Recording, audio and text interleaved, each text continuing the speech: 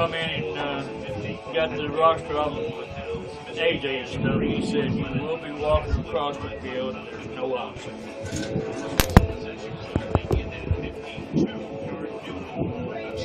Here, Jimmy, while you're here, you have a picture of me and JD sitting at the desk here. That's for our press manual.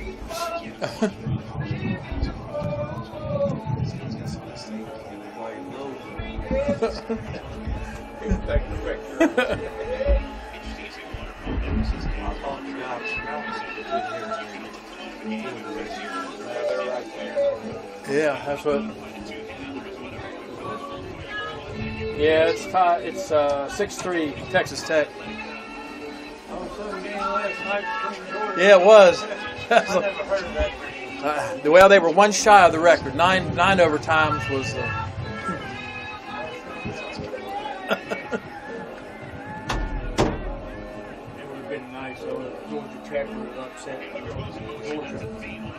Yeah, I was hoping they would. And they had them in regulation.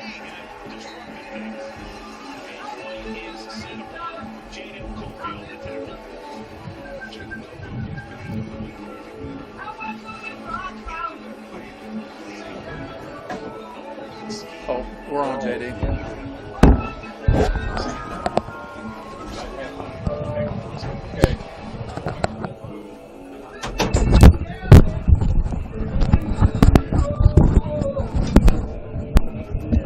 All right, we just got a text that we are on. We were watching the West Virginia game at the same time.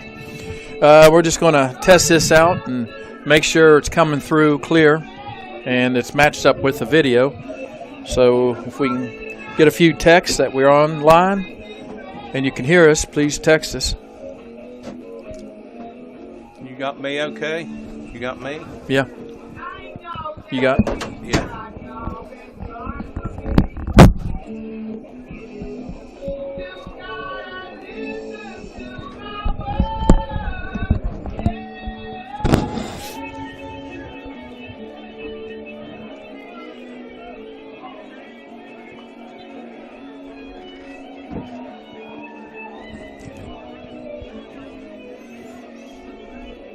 Check two, check two, check two. I'm not hearing mine, Joe. Huh? I'm not hearing mine.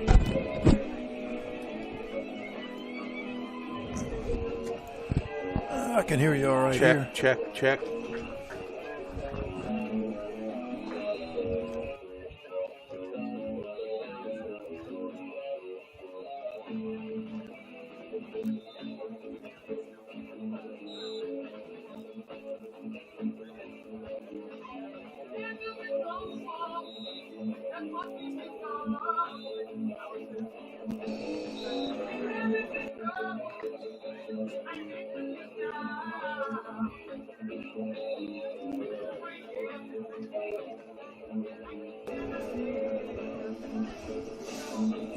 Picture good? Everyone see the picture okay?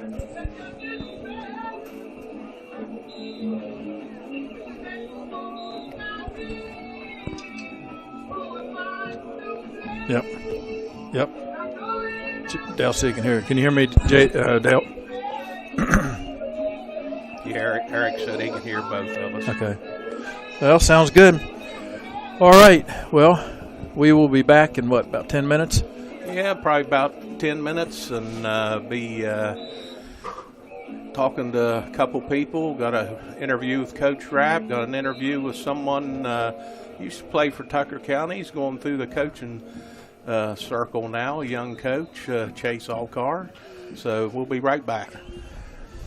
And we have Coach Gutshaw at halftime. Yep.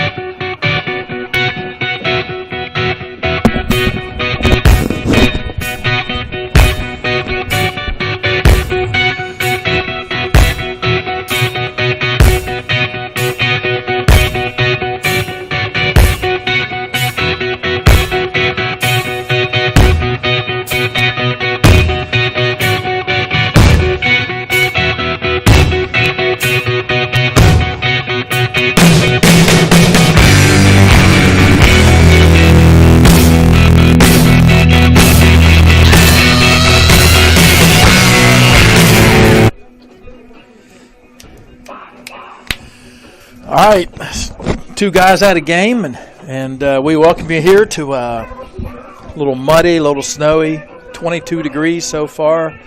And this is the second round of the West Virginia Class A playoffs. This match is Tucker County, number 2 with 11-0 record, and Pendleton County, number 7 with an 8-3 record. The winner goes on to meet Wahama in the semifinals. Wahama had a 63-0 victory over Sherman last night. If Tucker wins, they remain at home. If Pendleton wins, they will travel to Wahama. Folks, we're glad you're with us. Hey, hold on, we got you. We hope that the audio is good, the video is good today, and we can get off and match everything up better than we were last week. Now, a couple of things I have to clean up here before we get started. All right, now last week, Nick Carr, he was our sponsor out of Main Street Insurance Group out of has West Virginia offices. And this week, this second round game, it's going to be sponsored by 1989 Tucker County graduate Trevor Taylor of Taylor Law Office. There's only one thing we appreciate more than a Tucker County hard-fought victory, and that is being treated fairly by an insurance company when you have had a loss. Taylor Offices has decades of experience assisting hard-working people like those in Tucker County with insurance issues. If you question whether your business or family is being treated unfairly by an insurance company, feel free to contact me to get answers. Please visit TaylorLawOffices.com or call 304-225-8529. Proud graduate of the class of 1993, April Taylor Hood, joins her husband yelling, "Go Mountain Lions," and trust me, she can really yell. All right, at this time, this pregame show is sponsored by St. George Medical Clinic. Thanks to St. Medical Clinic providing sponsorship for the YouTube broadcast for Tucker County High School sports all season long. And at this point, I'm going to turn it over to JD, and he has an interview for us. Okay, Tucker County fans, we have one of our own on the line here, a young coach moving up through the ranks, finding his place where he should be. It's Chase Alar. We're going to have him talk a little bit about how he's been doing, where he started at. Chase, can you hear us okay? Yeah, I can hear y'all. How y'all doing? Good. Good, Chase. How's the weather down in Mississippi? It's 30. It was 30 degrees last night, so it's pretty cold down here. There's no snow yet. Pipes are probably freezing down there, Chase. Yeah, everybody's cold. Chase, just start out, let's tell the people after graduation and where you started out your first coaching gig. Yeah, of course I went to Wesleyan out of high school and, was playing football there for 2 years. Going in the spring of my third year, I decided to quit playing football just with all the injuries and stuff, and was a student coach there for a spring. And then we ended up taking a trip to there and went and watched the Arizona football game. And at that time, Rich Rodriguez was the head coach there, and Dusty Rutledge and all those guys, they were there. So we spent some time with them. And they heard that I was in there, like, hey, why don't you come out here and student coach? So I applied immediately and went out got a lot more perks there, huh? Yeah, I went out to the University of Arizona. So went clear on the other side of the country, away from home, away from family, all that. But, probably one of the best decisions I ever made, just getting out there and basically going to where I really didn't know a whole lot of people, Yeah, that's the life of a coach. Yeah. Now, how long was you with Rich here at Arizona? I was there in 2017, just 1 year, and then he was let go.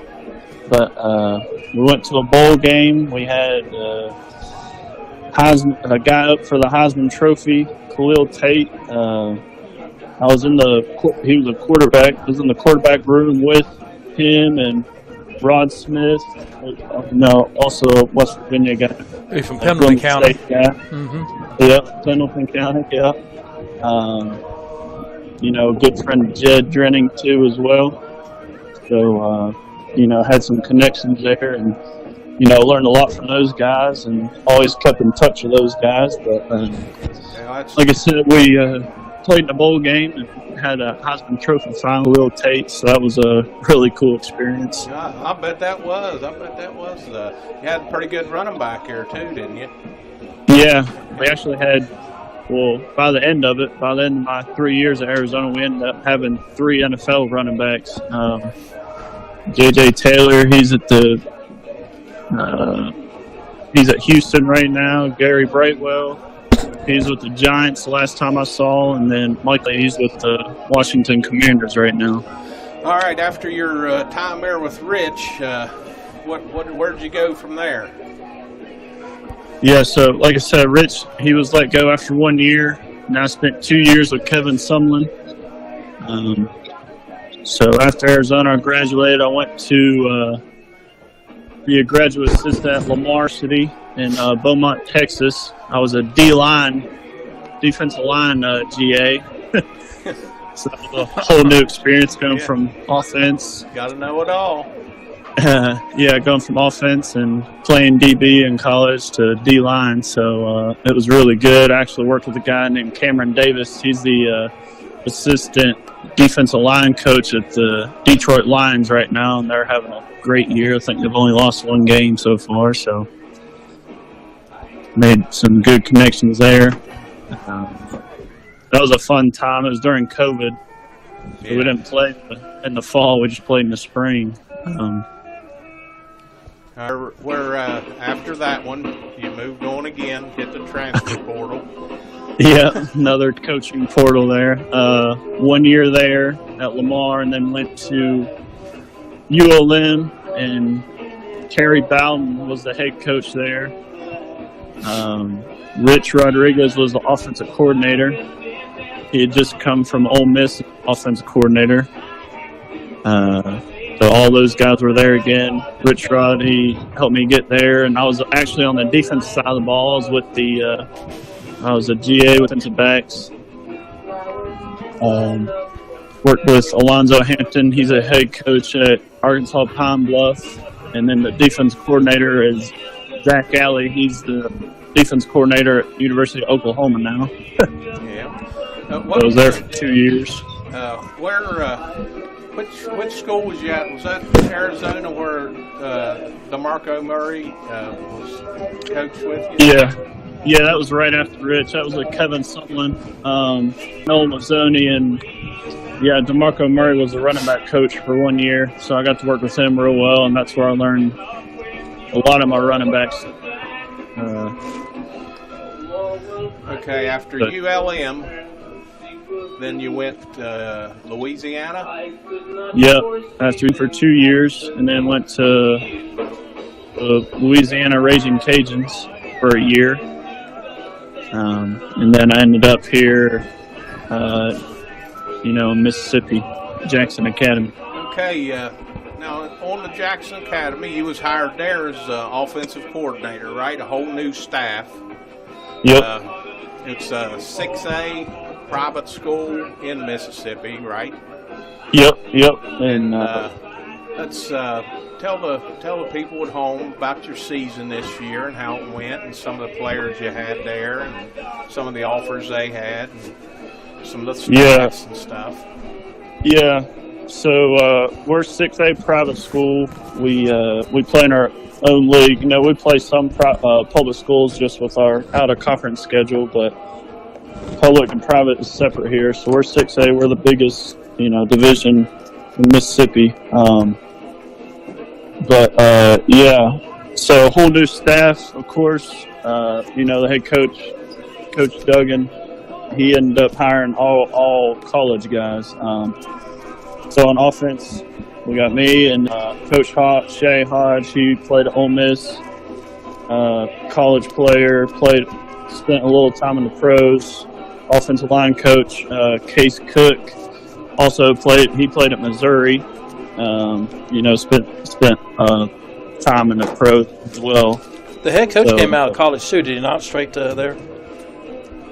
Your head coach. So pretty good. Got lucky with the staff there, just college guys and college experience. But yeah, we had a pretty good season. We made it to the semifinals. Lost in the semifinals to the number one team in the state. They had 37 seniors, which is kind of unheard of. I've never heard of that before. Do you know how many D1 offers they had on their team? Any idea? They had 2 offensive linemen. One of them's going to Duke, I think, and the other one's going to Baylor. And they had a bunch of offers. They had a little slot guy. He's going to Air Force, I think. But they were just really solid, man. You can tell they played together for a long time. Been in the program for a while. So. And what about some of your guys that you had? What kind of offers do some of your guys have? Yeah, we got a left tackle. He's got, I think, every SEC offer you can think of and more. He's a 10th grader. We got a 4-star receiver. He's got all kinds of SEC offers.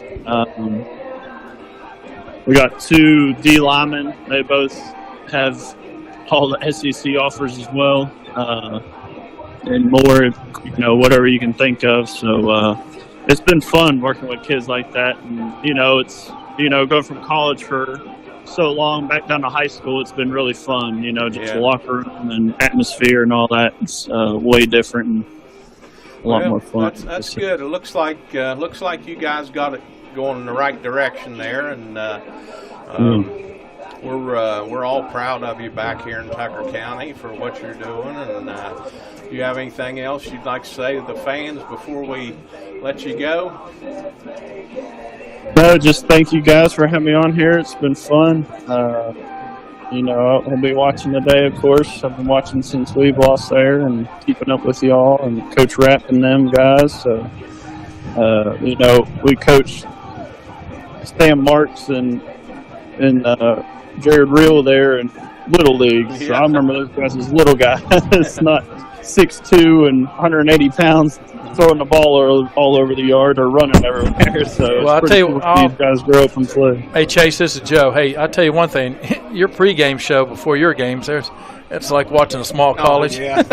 It's pretty good. It's nice to have that kind of money, ain't it? yeah, a little different. But. Well, all right, Chase, we'll let you go. Thanks for joining us. And, yes, sir. You take care, man. Keep them going.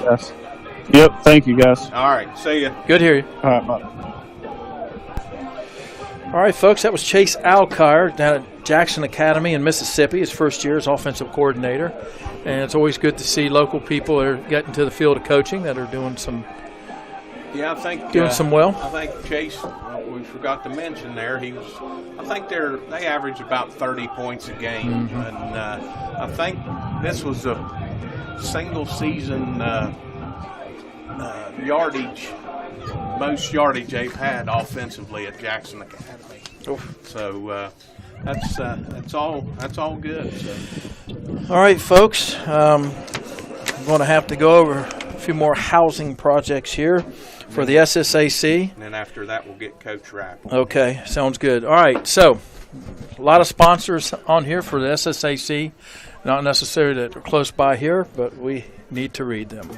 So, Toyota and your local West Virginia Toyota dealers are proud to be the official partner of the WVSSAC, supporting high school sports all across West Virginia.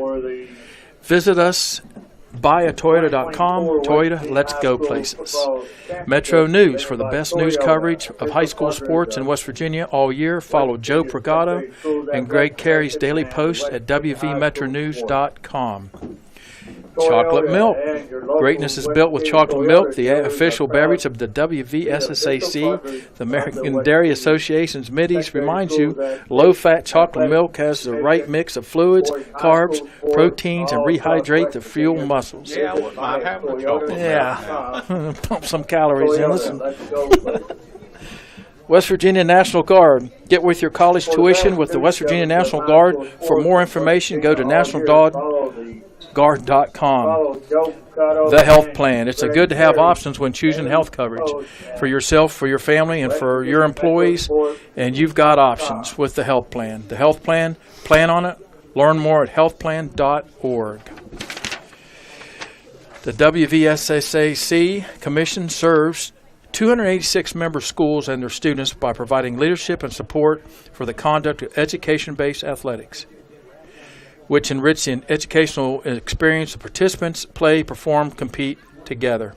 West Virginia Secondary Schools Athletic Commission promotes athletics that provide lifelong and life-quality learning experience to high school students while enhancing their achievement of educational goals. Play, perform, and compete. And today's athletic event is not about winning at all costs, disrespecting others, or criticizing the athletes, coaches, or officials. It's all about learning and growing, developing character, competing with class. Please keep is positive and bench bad behavior. All right. Well, Joe, we'll probably we'll get Coach Rapp here after the national anthem, and then we can go over starting lineups. Probably have to throw a few more advertisements in. Yes, we will. And if you're thanks St. not George watching, Clinic again for the pregame sponsoring us, pregame show, and all they do for us here. It looks like the Mountaineers are down 20-3. Ladies and gentlemen, would you please rise? Place your hand over your heart, remove your hats, and remain silent for the presentation of colors and the playing of the national anthem. Tonight's colors are being presented by our Tucker County High School Future Leaders Program. They are led tonight by Cadet Lieutenant Michael Spencer. The state flag is being carried by Kate H. Myers. Karen Old Glory is Cadet Bryson Phillips.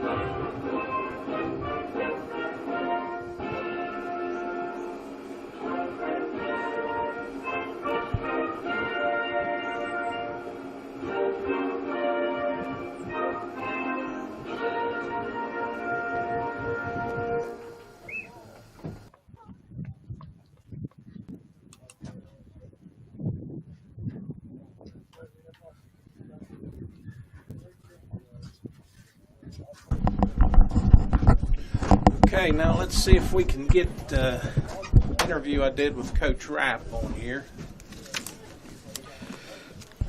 See what we can do now.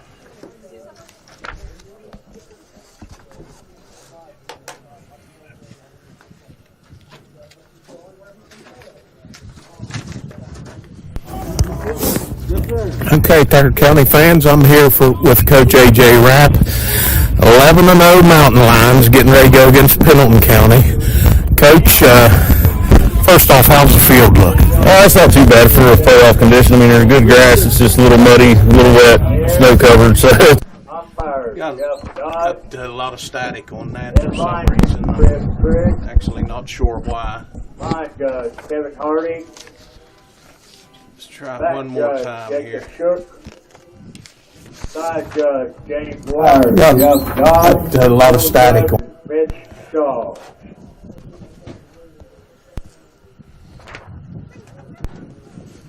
And here are your Tucker County High School Mountain Lion cheerleaders. Madeline Knott. That's not going to go, Joe. All right. Regan Heron.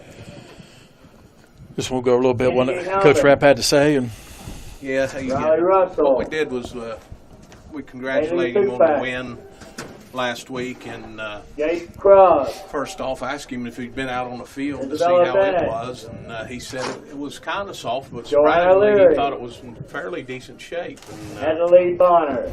I asked him what he was High School expecting Mountain Lion out cheerleader. of Pendleton County today, and he said this young freshman quarterback is really thinks is really going to be a player, and he said he slings it around pretty good and is a pretty good athlete running wise too.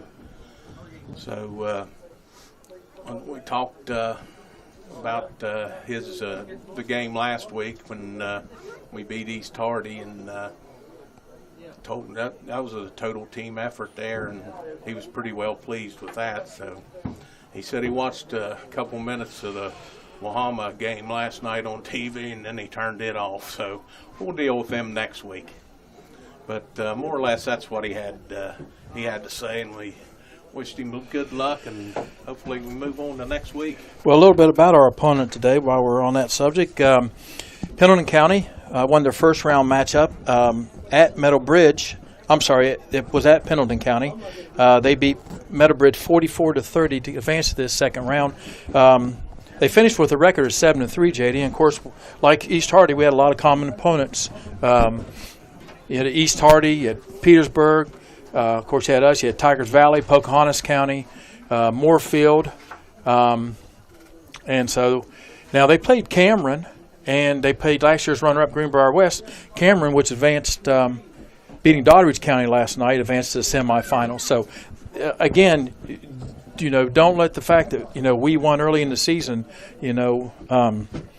affect, the results like, we should be moving on. You're in the playoffs now, so everybody's going to be playing up. You got to play And your A game. we hope we can get the same focus as we did against East Hardy. Last week. So, just a few stats from last week's game. Sam Marks had 185 yards passing in that game, and Jared Real rushed for 119 yards, and Reed Cosmore was our leading receiver, was 137 yards. Of course, he also had that punt, which kind of changed the tide of the game a little bit for 61 yards. So, we're hoping, and listen, traction is going to be a lot different than last week, but, it's the way you play the game. So let me give you the projected starters for Pendleton County. This is what we have from their last game. On the O-line, starting at center, is Spencer Hartman. He's a 10th grader, 5'8", 199. The right guard is Sam Eason, a 9th grader, 5'10", 184. The right tackle is David Noble, a 10th grader, 5'10", 161. Left guard is Ty Hebner, 10th grader, 6', 196. Ryan Copley is the left tackle. He's a 12th grader, 5'11", 241. The quarterback is Colton Roberson. Now, this is a 9th grader. He played earlier against this, and this kid's really came along as the season progressed. And so he'll sling the ball some. Main back is Nicholas Rhodes, 12th grader, 5'8", 163. Receiver William Chase Owens, 11th grader, 5'10", 190. Receiver Josh Kimball, 12th grader, 5'7", 142. Another back receiver, Corbin Dove, 5'11", 151 junior. And then 9th grader is Travis Owens. He's 5'10", 151. And that is your offense for Pendleton County. Well, how about let's do the Tucker County defense. Defensive lineman, number 66 is Gavin Nestor. He's a 6 foot, 232-pound senior. Cade Rapp, number 33. He's a sophomore, 5'7", 219. Josh Crossland, number 51. He's 6 foot, 238. Luke Barb, number 15. He's a sophomore, 5'10", 150. And that's one of the safeties is Garrett Wilfong. He's a senior, 6'4", 170. Got Mark Phillips as a linebacker, senior, 6 foot, 160. Jared Reel, number 30, linebacker. He's a senior, 5'8", 169. Braxton George, number 8. He's a junior, 5'9", 177. And defensive backs are number 13, Reed Cosmore. He's a junior, 5'9", 146. Sam Marks, number 10, junior, 6'1", 170. And number 6, Caden Arnold, a sophomore, 5'10", 150. And we need the same performance out of the front line as we did last week. Those guys, all four up front there, are just awesome. Oh, yeah, we got we got to win the line of scrimmage in these games. We got to put some pressure on that quarterback. And him being a freshman, you know, you never know what a freshman's going to do. So he may be a little nervous. We can just get to him, put some pressure on him early, get a couple sacks. It would be nice. So again, we just need a solid game like we had last week, and take nothing for granted in these games. And these are high school kids. Looks like our captains are Garrett Wilfong, Jared Reel, Mark Phillips, captain for today's game, and for the Sam Marks. Wildcats. And for East Hardy, you got Rhodes, James Massell, and 12, Nicholas Kimball, Rose, number 14, and Bradley Bowers. Kimball, and number 44, Bradley Bowers. For the Tucker County Mountain Lions, number 10, Samuel Mark. I'm glad they turned the lights Garrett on. They needed Wilfong. to be on last week. 30, Jared Real, and number 60, Mark Phillips. Now, the officials that are signed for these games, they're assigned by the WVSSAC. So they're generally not from this region. They could be from down south or the Eastern Panhandle or whatever. So Pendleton County won the toss and deferred to the second half. So all right. We'll bring the offense out to start with. And again, getting ready to start some football here. And again, we want to thank our sponsorship for this game, Trevor Taylor and Taylor Law Office out of Morgantown. And again, we'll try to keep you up to date on these advertisements and sponsors throughout this game. But we thank you, Trevor. Greatly appreciated. Yeah, thanks, Trevor. Well, the snow's starting to melt off the field, Joe. Yep. And we need to keep a hold of the ball. We can't lay anything on the ground. And just start out here and get some first downs. See if we can get down and score. Does our camera get a shot of the mountaintop up there? Oh, I don't know. That's neat looking. Yeah, it is.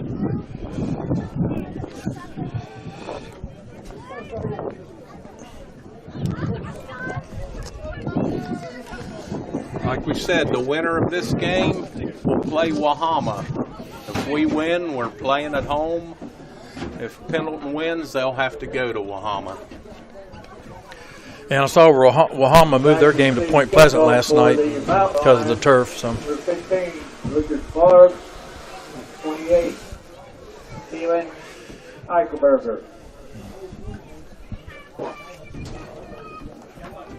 Pendleton County had a nice win against Meadowbridge there last week. Yes, they did. Yep. Put up a lot of points, 44. So we're going to have our hands full. Ties quarterback received the kickoff.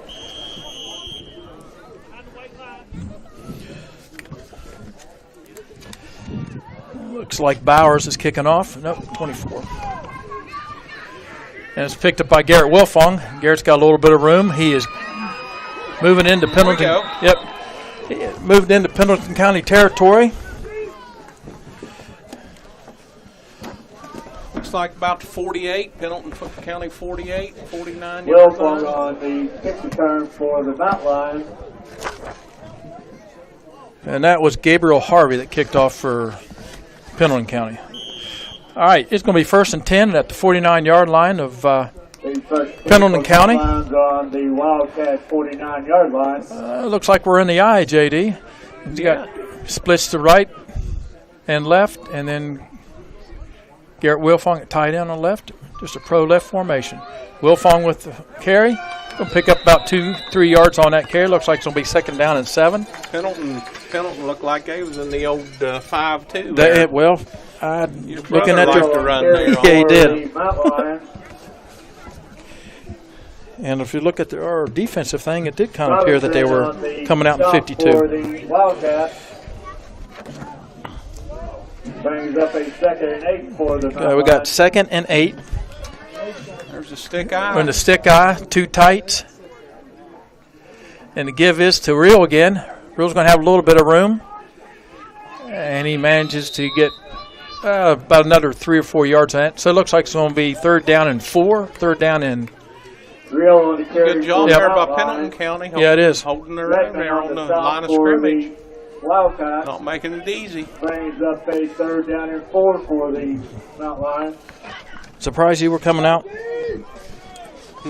Does it surprise you what we're coming out and starting out here? And I had to surprise Pendleton. We got trips right. Marks is in the gun. We got Real sitting behind him. Cosmore to the left.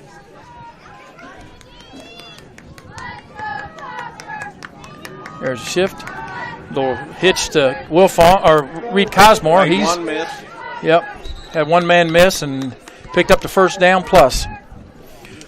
So it's going to be 1st down. First pass to Cosmore is complete. See about the 31-yard line it looks like with the officials at. Robertson on the stop for the And Robertson Wildcats is on the tackle for Pendleton County run. There we go. Going back to what we do best. All right, we have trips to the right, single left with Cosmore. Real behind Marks.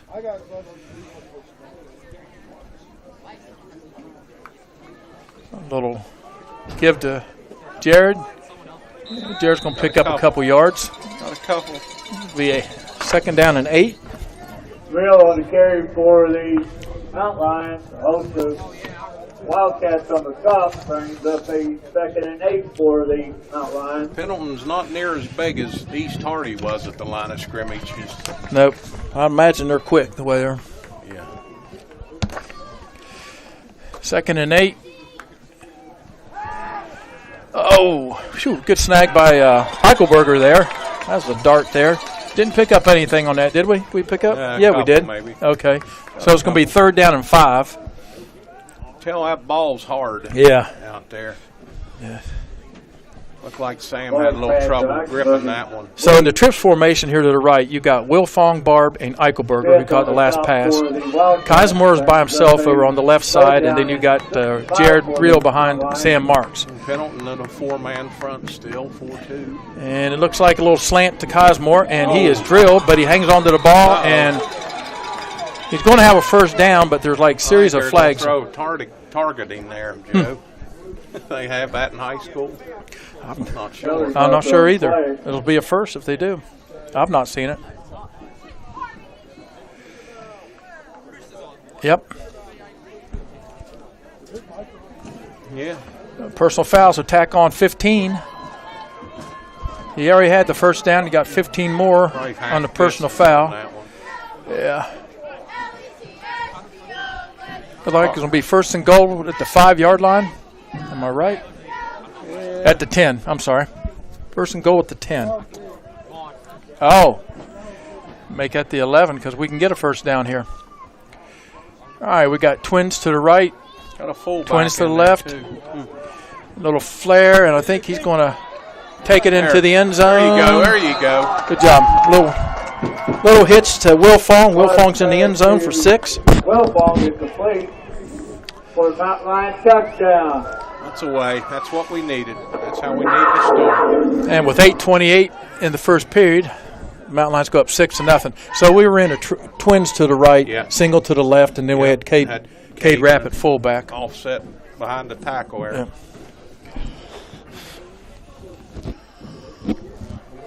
And Wilfong just muscled it in the end zone. There we go, stick eye. Give this to Real off tackle, and he's going to bear onto the end zone. Yeah, he's in. And that's what we need. Yep. We need to start off with those conversions. They're big. All 2-point conversion right, good so for the Mountain Mountain Lions go up with the 2-point conversion, 8-0, with 8:28 to go in the first period. Man, I'm glad you brought that propane heater. Oh, I know. Who you got to advertise now? We will see. Well, we got to go back to St. George's sponsorship before we get into the advertisements again. All right. So we want to thank St. George again for sponsoring all Tucker County athletic sporting events, football and basketball, that is, on YouTube channel. Again, we greatly appreciate it. We also need to thank Trevor Taylor, Law Office out of Morgantown, for his sponsorship of this second round game. Ladies and gentlemen, if anybody lost a medical alert bracelet, it is up here in the concession stand. All right, Sam Marks will be kicking off for the Mountain Lions. Medical alert bracelet, it is up here in the press box. Oh. Offsides. Yep.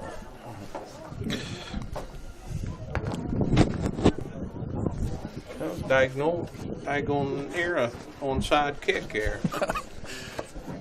I don't know if he missed it or what. I looked like he did because that tee went about 6 yards. All right, we got Nicholas Rhodes back deep for Pendleton County, and number 24, Gabriel Harvey.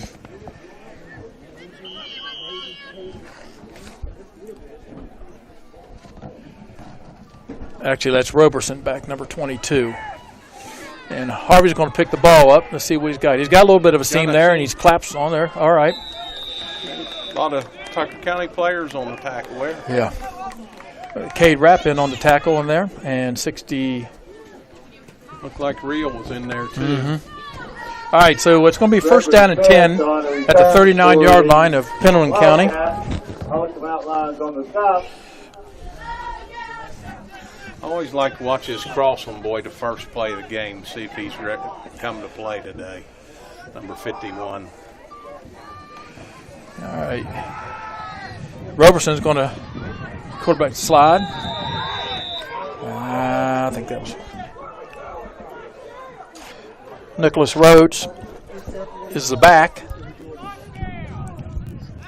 That young freshman knows how to slide. Yeah, he does. already. Yep, knew how to take the seam. He's going to pick up about 4 yards on that. It's going to be second down and 6. Robinson on the carry for Wildcat. He's down. So we got a double wing here Yeah, to the left. unbalanced. Now they're going to shift over to the right, and they're going to look like they're going trips out here. Quads. Got 4 receivers out Need here. another one over there.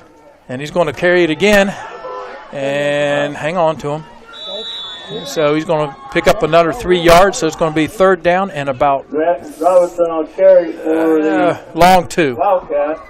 Trying to put out some window dressing there. Crossland on the south for the Mountain Lions brings up a third. No, looked like we got away with a face 2 mask for on the that. Wildcat. Joe. I thought we grabbed him by the mask.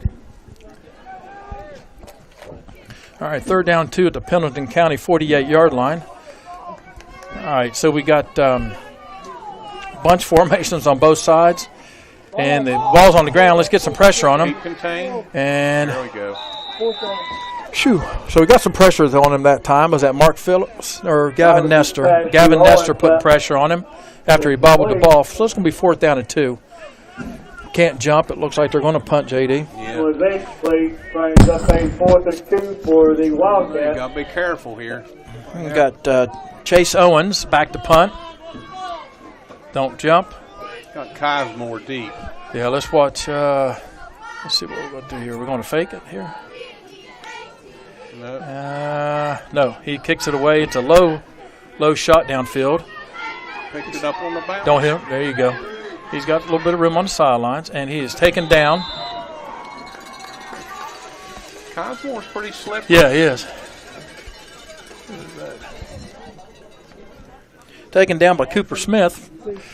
So it's going to be first down at about the 22-yard line, 23-yard line for Tucker County at their own 23-yard line.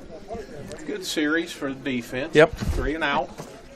After on the stop for the Wildcats, it brings up a first camp for the Mountain Lions at their own 23-yard line. All right, so we got Twins right. Cade Rapp in at fullback, offset to the right. And he's going to be that little hitch Same out here play again to we Garrett. Scored on. Yes, it was. All right. So Garrett's going to pick up about 2 or 3 yards on that one. Large pass to Wilfong is complete. Longer than that, more than that, almost 6 yards. We can see Sam how he's holding that ball. It's kind of like palming it. Yeah. I'll tell you, that field, I don't know how much it's going to hold up. I don't either. All right, so it's second down and 5. We got Twins right, single left. The give is to Real. Real's got a little bit of room. Hang on to it. There we go. And he's going to have a first down, it looks like. Yep. Real on the carry for He's going to be up to about the 34-yard line. 30. Yep. So it's going to be first down and 10 at the 34-yard line of Tucker County.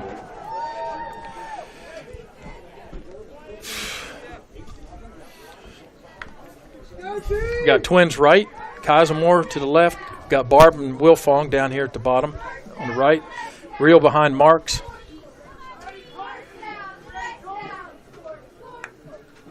And the give is to Real. Real's got some room now. He's moving. There you go. Pick up about 4 or 5 yards on that one. Real on the carry for the Mountain Lions. Robinson on the initial stop closed up pretty good on that. Yeah, they did. Mm-hmm. Yeah, he had a hole going through there. 5 for the Mountain Lions. Like Owens and Smith in on that. They're backers. Twins right, Twins left. Real behind Marks. Looks like Pendleton's in the cover 4. And little hitch out here, and that's to Cosmore. Can you get him to the first? He's going to be a little bit short. Be close, but they stay in that.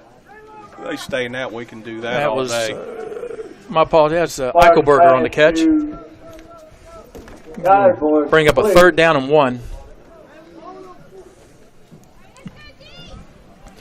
Ball's at the 44-yard line, 43-yard line. We're in the stick eye, 2 tights. And the give off tackle left is to Real, and he's going to have the first down and some more.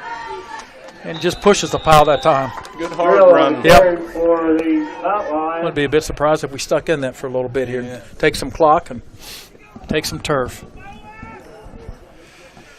So we got first down into Pendleton County territory. And it's going to be at the 48-yard line of Pendleton County. It's hard to cut out there today, you can tell. We got 3:40 to go in the first period. We have Trips right, Cosmore left, Real behind Marks. And the give, nope. And you got Wilfong all by himself out here. He's got some sidelines here. And if he keeps, all right. That was a good ball there. Yeah, it was. He had a good grip on that. Wilfong just sat down there about 15, 20 yards. All right, so that's a first down for the Mountain Lions. Dive on the stop for the Wildcats. That brings up a Mountain Lions first down. That's all day on that cover 4 there. They can hit them. Just run one guy off. Going to be first and goal inside the 10. Let's see where we got it here. About the 9-yard line. Stick eye. Nope. Twins right. We have offset fullback here with Cade Rapp to the right. Gibbs going to be to Real. He's got a hole, and he's going to be in the end zone from 9 yards out. The carry for the Mount Lion for Mount Lion touchdown. And with 2:53 to go in the period, that's 6 more for Tucker County. Score 14-0. That's a 9-yard just up the A gap there for real, and touchdown there. Inside zone.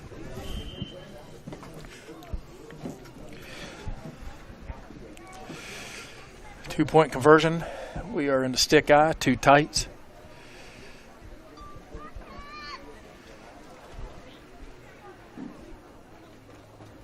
And they're offside, off to the right tackle to reel. Fumbled the ball. Barr picks it up, and he is going to get to the end zone. So the give was to reel off the off tackle to the right. He fumbled the ball. Luke Barr recognized it, picked it up, and scored. 2-point conversion. Barr on the carry for the 2-point conversion. Good. Just how we wanted to start. Yep. With 2:53 remaining in the first quarter. Mount Lion 16. Wildcat 0. All right. So like Jimmy said, with 2:53 to go in the period, 16-0 Tucker County. Well, AJ's going to mix her up. Little stick eye, little gun, just try those short passes. But there's a nice job here with Wilfong getting open, setting down here about 15 yards in.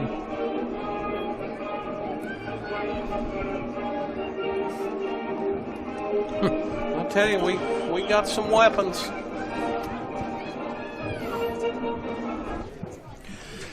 They look like they come out ready to play. That's what we need. Yeah. Now, see how we can clean up there. Roberson got those 2 quarterback draws off the first series there. And Marks will be kicking off. We got Roberson back and Harvey. And it's a little bit deeper kick this time, right straight to Harvey.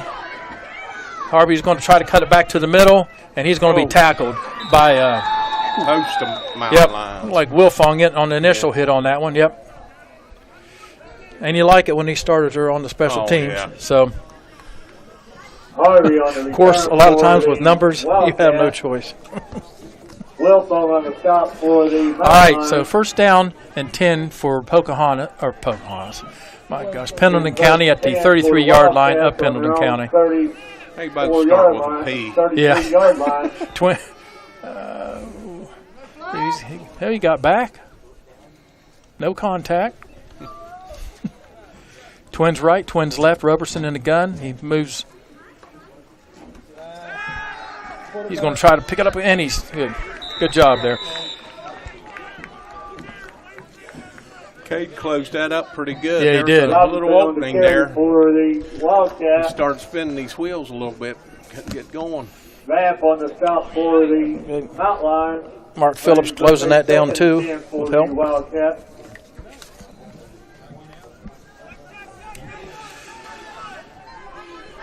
All right, so second down and 10. Trips over there to the right. Roberson passed. Knocked down. And Jared looked like he could have picked that and gone. Yeah. Good recognition there. Stuck his hand out there and tipped it. All right, third down and 9. Complete. Brings up a third down and 10 for the Wildcat. Thing with our DBs now. Ball sitting at about the 34. Our DBs got to keep their feet. Yes, they do. Can't slip and fall. So, again, we got bunch formation. Pendleton will shift the trips to the right. Roberson is back. He's going to go deep over here. Stay with it. Good job. Nice job by Kazmore saying keep him in. Yeah, they said Roberson has a little bit of arm. He got that out there. That was nice. That was a pretty ball spiral. Fourth down and long. Like yeah. Complete. Brings up a fourth down and 10 for the Wildcat. Kazmore will be back. Chase Owens will be back to punt for Pendleton County. Ball sitting at the 34-yard line. Kazmore back to receive the punt. Always like making sure we sent 2 people towards the punter in case he drops it or something like that. And we, and that's a line. I think he'll just have to let it go. Get away from it. There you go. Ball's going to rest at about the 33-yard line, 32-yard line of Tucker County. So it'll be first down and 10 for Tucker County at their 32-yard line with 1:56 to go in the first period. We'll be back to you in a minute.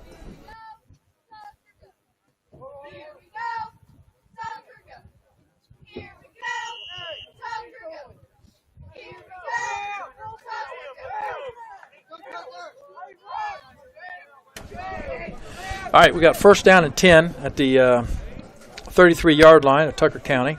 We got trips to the left this time, JD. And Real just shifts to the right, and the give is to Real. And he's going to have a little bit of room. Yeah. We'll pick up about 5 yards on that one. Looks like second down and 5. We're starting to push them around a little bit.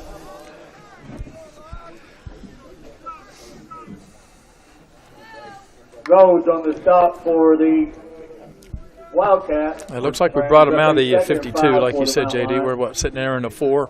Yeah. Well, when we spread it out, they have to go that way. So, and Marks is going to keep this time, and he's going to be shy of the first down by about a yard or 2. He got Marks smacked. Yeah, he did. For the outline. So it's going to be third down and about 2 yards. Ball sitting at about the 42-yard line. I think it's that Gabriel Harvey, 24, that laid it on him there.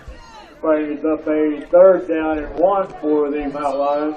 Third down and 1, they have no free safety, JD. Man, if he just pull this and hit the tight end. The give is to Real.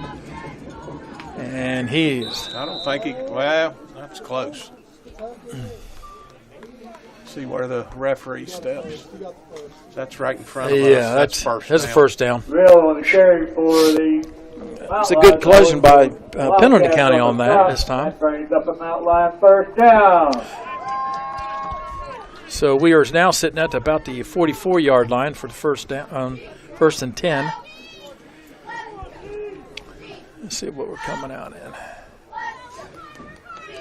We're just kind of methodical. We're in a pro right formation. We have a true fullback and tailback. And the little flare pass to the tight end, which is Wolfong. Good tackle there by 14. Good catch by Jared Wolfong in these conditions. That's 24 again. Large pass to Wolfong. 24. That's Gabriel Harvey, the one that just made the Yeah, Harvey and Roberson, they're marked as their 2 athletes here. All right, so that's the end of the first period, folks. We picked up about 7 yards on that play. We'll be in Pendleton County territory at the 49-yard line. Now, officials don't have to walk very far. So right now, with start of the second period, is Tucker County 16 and Pendleton County 0. Again, we need to thank Trevor Taylor, law offices out of Morgantown, for the sponsorship of this game. And we do appreciate all graduates who have been participating in sponsorship and helping out. It's greatly appreciated. Yeah, and wish everyone a happy Thanksgiving too, Joe. Oh, yeah. Hope everyone got some turkey. Or at least got their deer. Yeah.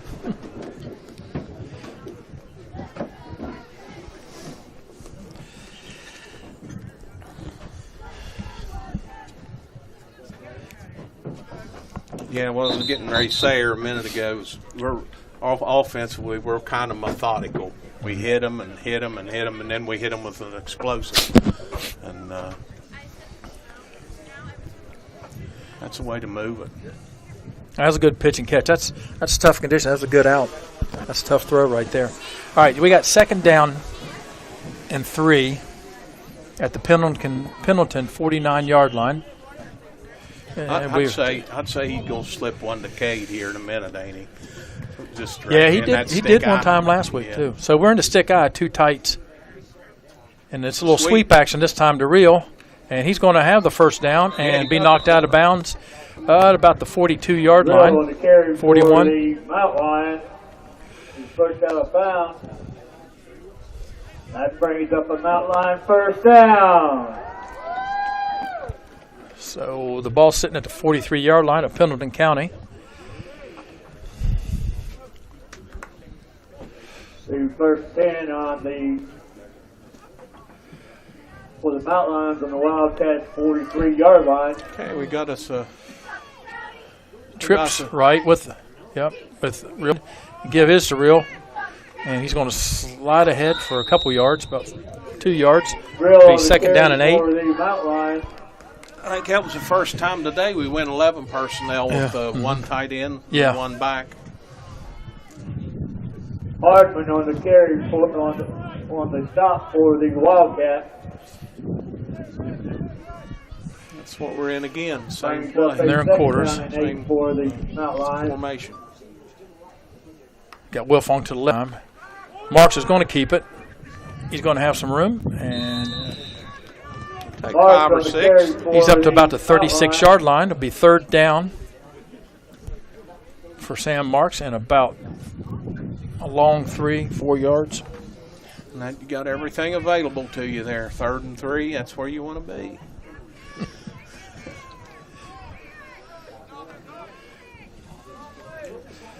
We got Twins to the left. You got Cosmore and Eichelberger, and Wilfong and Barb to the right. Real behind Marks. 3rd down. And to give is to Real. Real's going to have our first down and more. They're trying to strip the ball from him. Yep. Real on the carry for the Mount Line. So it's going to be a first down. Plus yardage on that. There's about 5 or 6 of them had to get in there.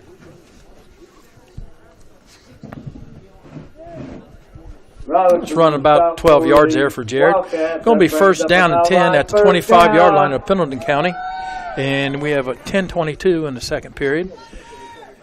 Same formation, Twins right, Twins left, Real behind Marks. And Marks is back to throw. Oh, he's got – oh. Nice play by yes, it was. What was that? Travis Owens? Yep, 9th grader. 9th grader. Yeah. That's a nice play.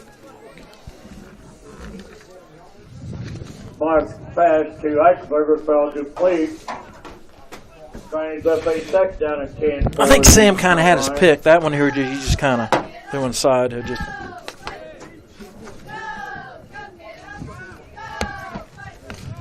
second down and 10 at the 25-yard line. Trips left this time. Here comes the backer. To give us a Real. Real's got a lot of room there. And Real's going to score. There are no flags.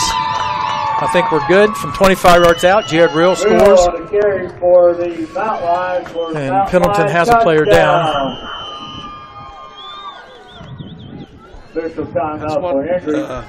When they send them backers and you hit a crease, man, you can go. Hopefully his kid's okay. That's 44. He's up and walking.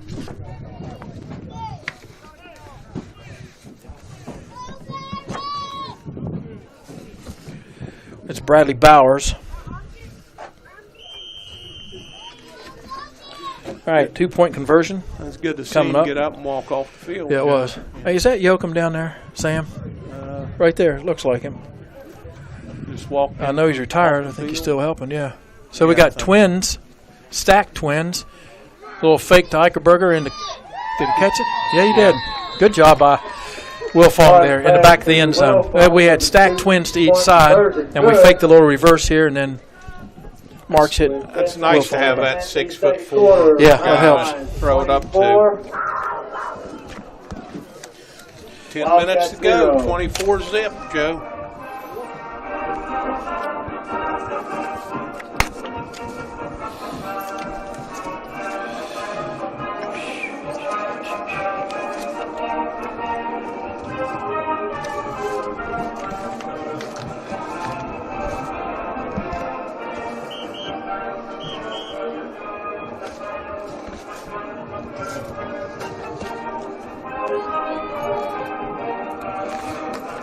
Well, we had several people brave the cold and come out here. Yeah, we did. We braved it too with our propane heater. Yeah. And our plexiglass shield in front of us. Robertson and Harvey back receive the kickoff for the Cats.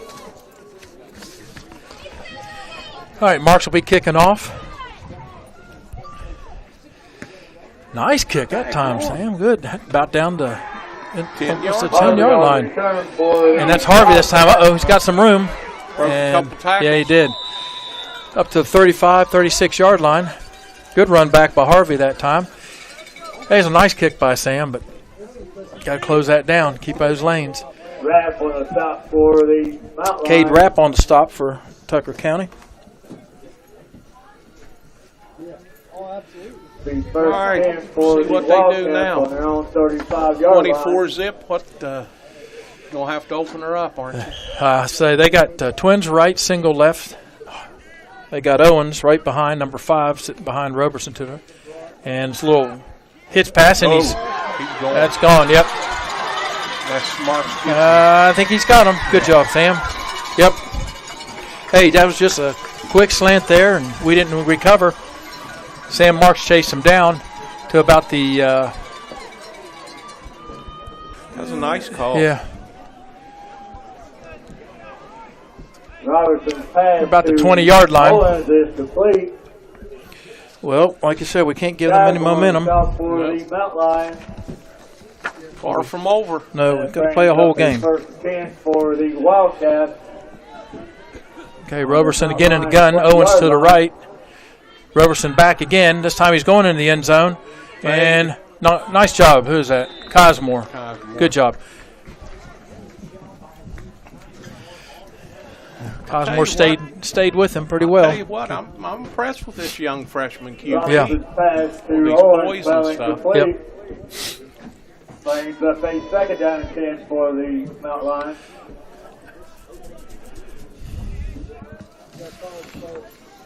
He's 6 foot 165. Roberson again is back.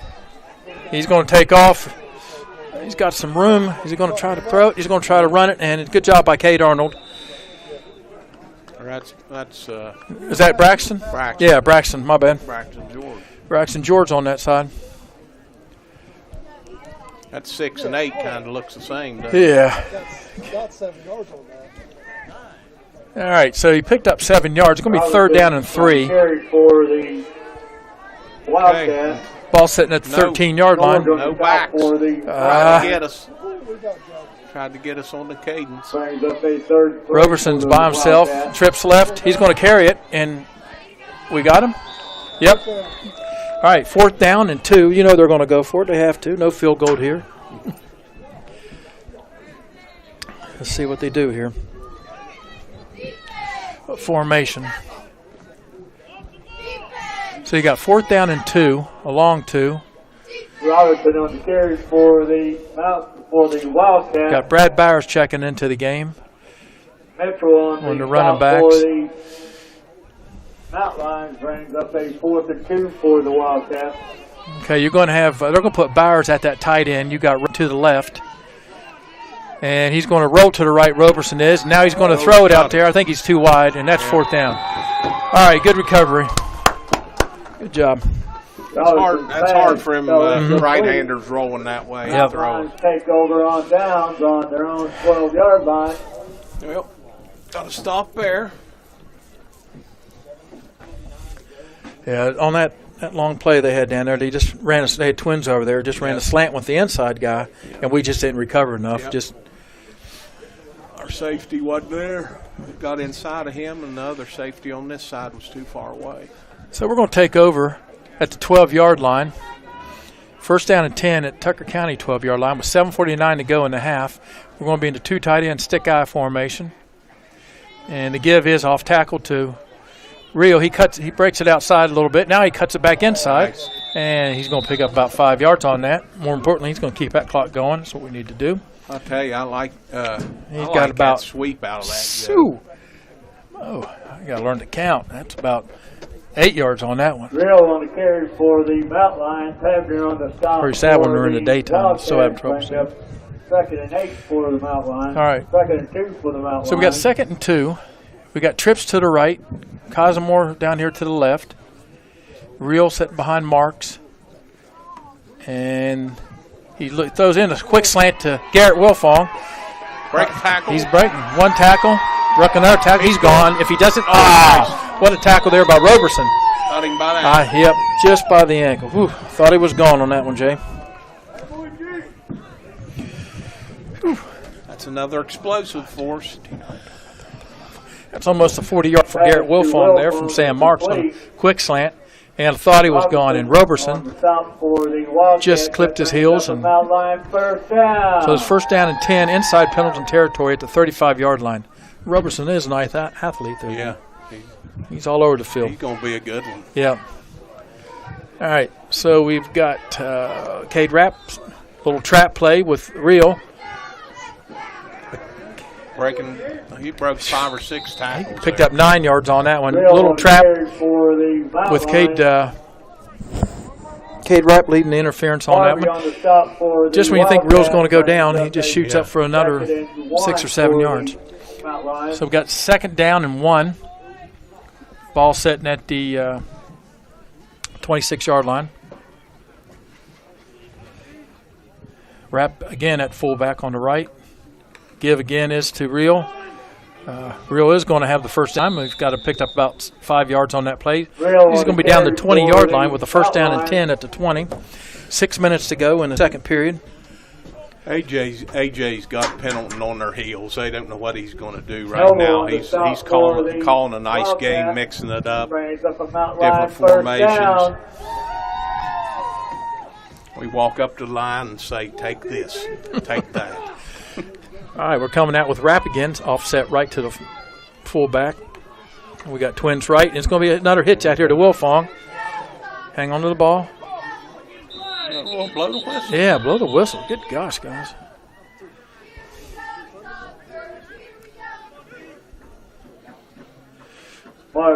Second down and 5. Harvey on the stop for the Wildcats brings up his second for the Mount Lions.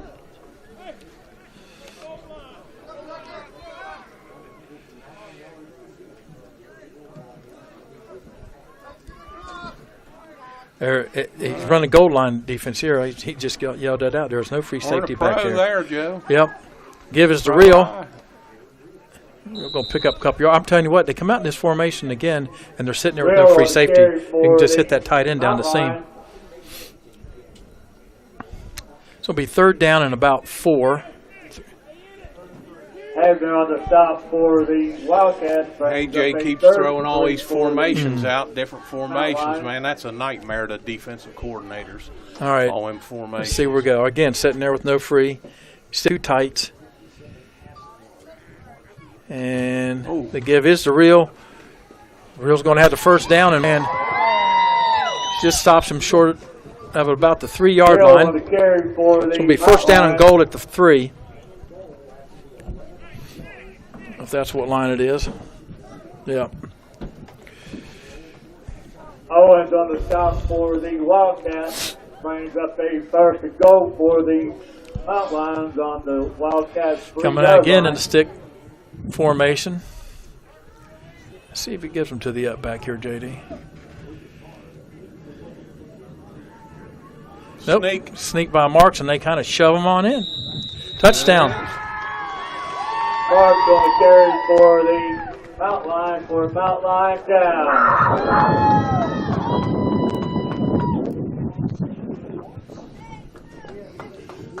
30 zip, Joe. So with 3:43 to go in the second period, it is now 30-0. And going for the 2-point conversion again. This time we're spreading out a little bit.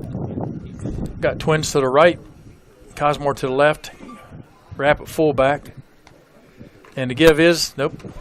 And catch it. Got it. He got it. Good shot, Sam. Got him going down. It was Wilfong again for the 2-point conversion. 32-0. Again with 3:43 to go in the half. Well, you could not have scripted this one any better. Mount Lions 32, Wildcats 0. This has been pretty dominant. Yep. We just need to keep it going. Can't lay down. Because you know you're building for the rest of the game and you're building on, and you just can't settle for less. You think Kate goes to the sidelines and says, "Dad, come on, I'm up back every time. Give me some love or something," you know? AJ Price says, "Good block, son. Keep it up."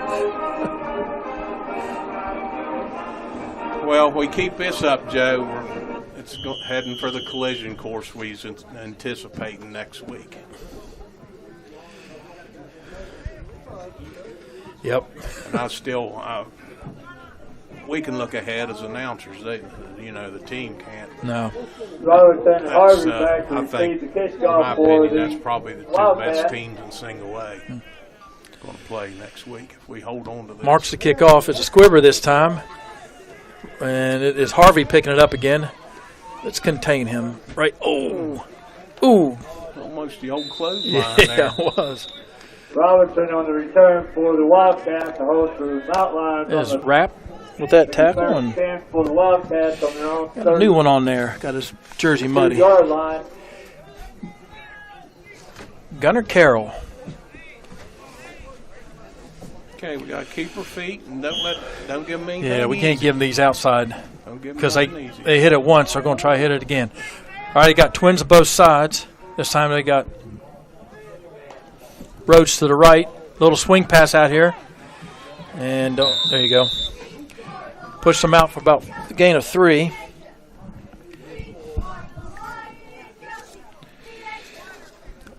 And that was Corbin Dove with the catch on swing pass here. Cosmore played that pretty good. Yeah. Kept his outside arm free. And 2nd and 7. 6 for the Wildcats. Roberson back again. He's got the lane there. He's going to try to run. And this time, he has a nice job. Who's that? Barb. Yeah. He tackle was trying to push him out. He stepped underneath him and was able to squeeze Roberson back in. 3rd down and 7. Ball sitting at the 35-yard line. 3:11 to go in the second period.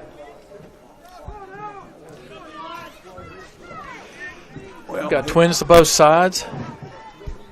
To the right of Roberson. Little hitch pass again to Duff. And nice. Good job by Cosmore. Nice job. Nice tackle. Robinson's pass complete to Harvey. 4th down and a long 4 yards. Stop for the Mountain Lions, brings up a Sure, what are you going to do here, Joe? They going? Yeah. Might as well, hadn't you? Yep. I'm looking for the hitch here, Jay. What do you think? I don't know. I think Roberson will try to run it? Going to try to run it. You got trips to the right. Trips to the left, I'm sorry. He's got pressure on him. He throws it off his foot. Nope. I just don't understand on them critical plays why he's rolling him that way. Robinson, Coach. Hey. Mountain Lions takes over on the Wildcats 39-yard line.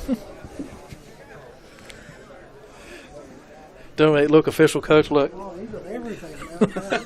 You guys. Hey, that's like every now and then I say, you guys want to be on national TV.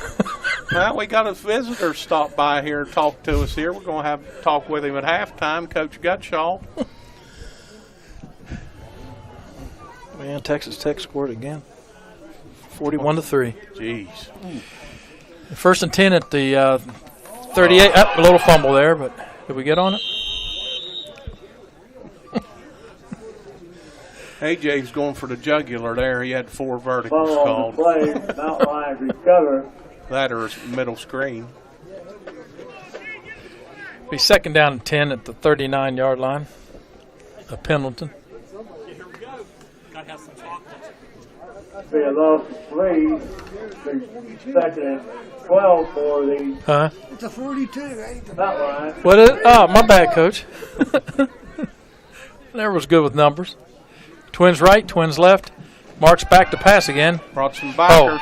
And Mark's going to have to run it. They got him. Yeah, he had the ball too long, didn't he? Brought a couple linebackers that time. Put a little pressure. They need to.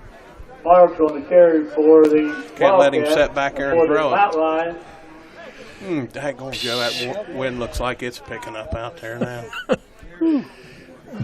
3rd down and about 13. Stop for the Wildcats. Brings up a 3rd Twins down right. 14 for the Mountain Lions. Wrap offset to the right. Marks his back. There's your Little screen. See, can he get away from him? Break that Keep his tackle. feet. Nice job. Nice job by Chase Owens on that. Pendleton County kept that in in front of them this time. That was a good stop by them. Yeah. They needed that. Got 47 seconds to go.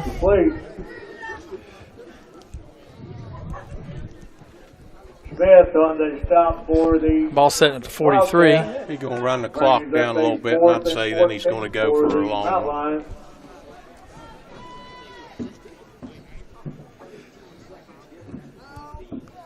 Just throw one up to Wilfong.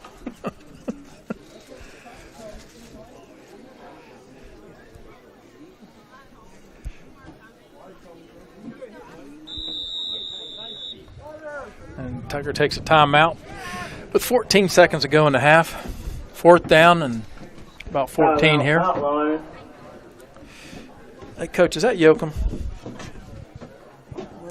Sam, right there. Yeah. He's fully retired, isn't he? Yeah. That's what. He helps out game night with them, I think, game days with them. Yeah. Is he still doing the baseball? Yeah. I thought he was. You think they'll be able to play here next week? Boy, I don't know. The field don't look too good. I'm wondering if some coaches here from Wahama today. I don't know any of them people. I don't either. They can just watch it on TV now. No, don't even have to come to the game and scout. They There's nobody here. they played their game at Point Pleasant last night. Yeah. That's what. They say they got the real deal. They say one back, something else. I don't know. I'll tell you, I seen him. He Lambert. had two 80-yard runs, never got touched against East Hardy. He could blow on his Looks like Wilfong back to punt. There's a snap. Just get rid of it. Nice. Yeah. Why do you call time out the punt? Right there, Reese. Ball rolls inside the 10, about the 8-yard line. That's it. And that's it. That's a quarter. All right. At the end of first half, Tucker County's up 32-0. We'll be right back with halftime interview and some stats.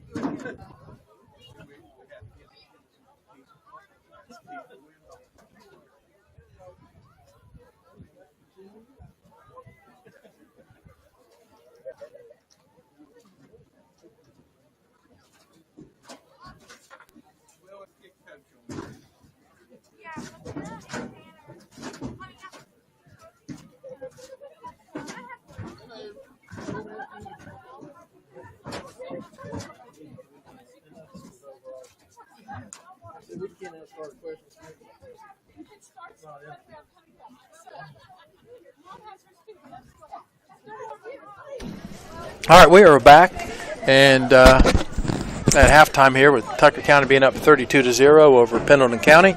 And at this halftime, we were in our halftime interview today is going to be with Coach Tom Gutshaw. And, Coach, we're glad to have you. And let's see if I got this right. 27 years head coach? Is that? It's like it's 33. I think. Okay. And then, but 427 career wins. 500. That's right. I think that's the last I had on there. So Really care. I know. I just want to be kind of accurate. So close to 500 career wins for you in almost a 32-year span. So, well, Coach, we're glad you're here, and take her away, Jay.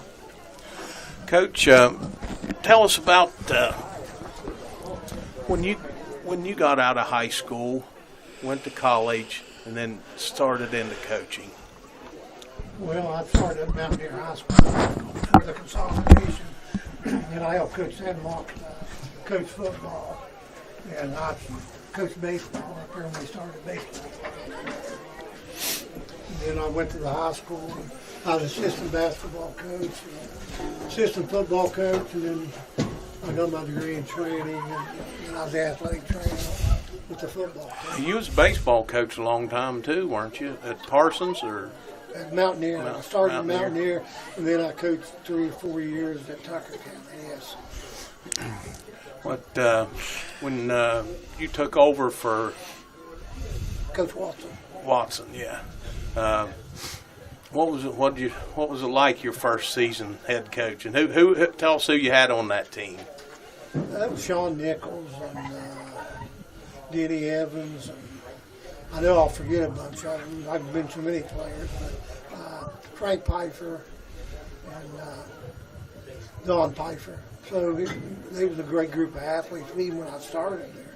So I was very fortunate. I mean, we had some hard-nosed kids all the way through in the time that I got to coach at Tucker County. Now you went. How many times did we go to the state tournament with you, Coach? I don't know exactly, 20-some.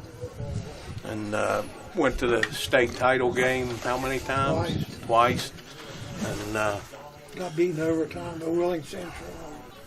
Then we got beat by Tulsa when West Lambert got hurt in the first quarter. I think that team there would have won the state tournament if West wouldn't have got hurt. Yeah. That's the way it goes.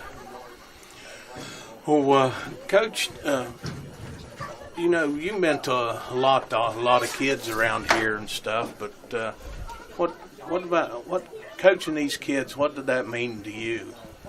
It meant the world to me. I mean, yeah, we'd like to win for state championships, but there's more important things, a lot more important things than winning. I'm not going to say that because you know how I was. I mean, but I have great young men, and even teaching at the school, just the kids and the other students and stuff. But if you remember all the support and so forth, so you know, it's been a great career really, and you know, it's really nice now to see that some of the young men that I coached are coaching the high school now. And a lot of their kids that are coming up now that both guys you coach, their kids are playing. Some of their grandkids. Yeah. But the good thing is the program's in good hands. I mean, Daniel does an excellent job. I mean, he really does. He's a good basketball coach. He was a great help when he coached with myself. Of course, I had him and Coach Eckel and had several good assistant coaches, and that's where it all comes from. But Daniel's got the program going, and hopefully they'll be able to win a state championship this year. Yeah, we talked to him there a few weeks ago. Yeah. He was pretty excited about this he was. year. And talked about the influence you had on him and stuff like that, and of course remember that. I tell you, he does a good job. I mean, he really does. I mean, he's a good basketball coach. I mean, the things he does and the way he studies the game. And when he was coaching with me, I mean, he had a lot of input in our program that helped tremendously, and that's why I knew that he would be a good high school basketball coach. And he's got a good rapport with the kids, and you know, and he just does a great job. And, you know, of course, I coach Rapp, too. And, you know, the football program's going well. So, you know, we're pretty fortunate in Tucker County. The people should be really proud of the young people and stuff in Tucker County because how it's been over the years for year after year. And the big thing, a lot of people don't understand back in the, which I liked it better, I'm not cutting, in the 80s and 90s when we were double A and, you know, it was a tough road to hoe. Yeah. And we had some really good football, really good basketball. You know, we were sitting there laughing. We were talking about, you know, the schedule, and of course you got Tug Valley and stuff like that both. And I don't think people appreciate till you've been down, you know, playing down at Tug when we were down. We stayed down in Williamson, remember? And then we played Tug and Winfield, I think, was in that tournament. And it was different, but, you know, double-A basketball and double-A football. I mean, the schedule at Tucker County used to playing football. Mm-hmm. I mean, it was tremendous. And basketball was the same way. If you didn't come out and play every night, you were going to get beat because everybody was good. Well, you think about it, especially that run in the 90s there. We went to Tug, we went to Beckley, we were in that Cole Classic. Right. And then we went several times. Yeah, so a lot of those trips, I mean, you know, you confronted them back in the state. I'll still think one of the best games I can remember is when we played Richwood. Right. I think Daniel was maybe a freshman or sophomore, and he was a freshman. Yeah. He had 40s. Yeah, that was, and Richwood was tough. They had a nice. Well, they had 3 kids that went on and played college. Yeah. Our kids were always tough. They played hard. They're very respectful. And, you know, I just appreciate and thank the people give me the opportunity to be around the young men and just to have the opportunity to coach. You know, now that you two are becoming celebrities, you know, Coach Echo and Buck over there was, you know, saying they wanted an autograph, so I'll try to get one before I get out of here. Well, we appreciate Hooch support and stuff and Bucks. But you all do a great job. I mean, it's nice that you give up your time for Tucker County football. Who knows? Maybe they'll build you a booth up there in the basketball. They've already asked. Oh, hey. Hey, now listen, I told him the basketball thing here. I was coaching with Coach South Harrison, and we were sitting there, and I was glad he asked me to coach and help out that year, but we were sitting at South Harrison, and he got a technical, and I looked at him, I said, listen, when you get ready to get riled up again, and you think it's something you got to say, I want you to look to your right and see who's sitting next to you, because you got to stay in the game. Well, another great thing, Coach Eccles said it the other day, is, you know, the coach in many years, you got to have a great family at home, you know, because I was never home, you know, my daughters Jessica and Laura, and of course Susie, you know, all the time. I mean, I was always raising somebody else's kids instead of my own. And my granddad was, you know, I'd like to say hi. My granddaughter, Juliana, she's probably listening. She's only 6 months, but and she's active. I don't know where she gets it from, but sometimes she got an attitude. Yeah, you know, I'm down that Grandpa Road now, too. Yeah, I know. Congratulations. But you all do a great job. I mean, you really do. You know, it's great that Tucker County gets to play at home, and hopefully they get to play at home next week, too. Yeah. Is Coach Echo here? Is that what you? Yeah, he's here. And he's done well at Feast Fairmont from what they had to go over there and start with. Oh, yeah, he don't have the athletes. That's a hard place to win. It is. I mean, but what, last 3-4 years in a row, been in the playoffs. Been in the playoffs. Well, it's the first time they've been in the playoffs that many times, but the biggest thing is when the way recruiting is statewide, you know, you can go wherever you want to go. Yeah. I mean, those teams lose people to West Fairmont that because they want to play in a state championship game rather than build the program to the state championship. That might make some people not too happy around the state, but I really don't care. You never did you, Coach? No, I don't really care if they get mad at me or not. Hey, what do you think about this team? You think they got a shot? I think they have a shot. I don't know a whole lot about. I hear Wahama has a great running back, and they got a good line too. I mean, they built that team. That's who they'll be playing next weekend. Yeah, I mean, you know, they with the passing attack, of course, with Real, and then I mean, Wolfong's a heck of an athlete, a heck of a receiver. And Jared Real's tough.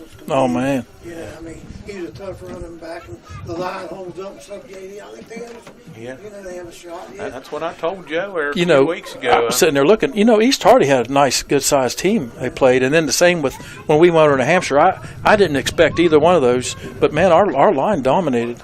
Well, I'll tell you what, I think that's been a big surprise. I mean, the Tucker County Lions done a great job in the games. Of course, I saw all the home games, and they've held their own and did a great job. So, you know, which means a lot. I mean, it really does. And they need the credit, too. You know, it's always the guys that score the touchdowns, you know, to get the credit, but there's a lot of other kids.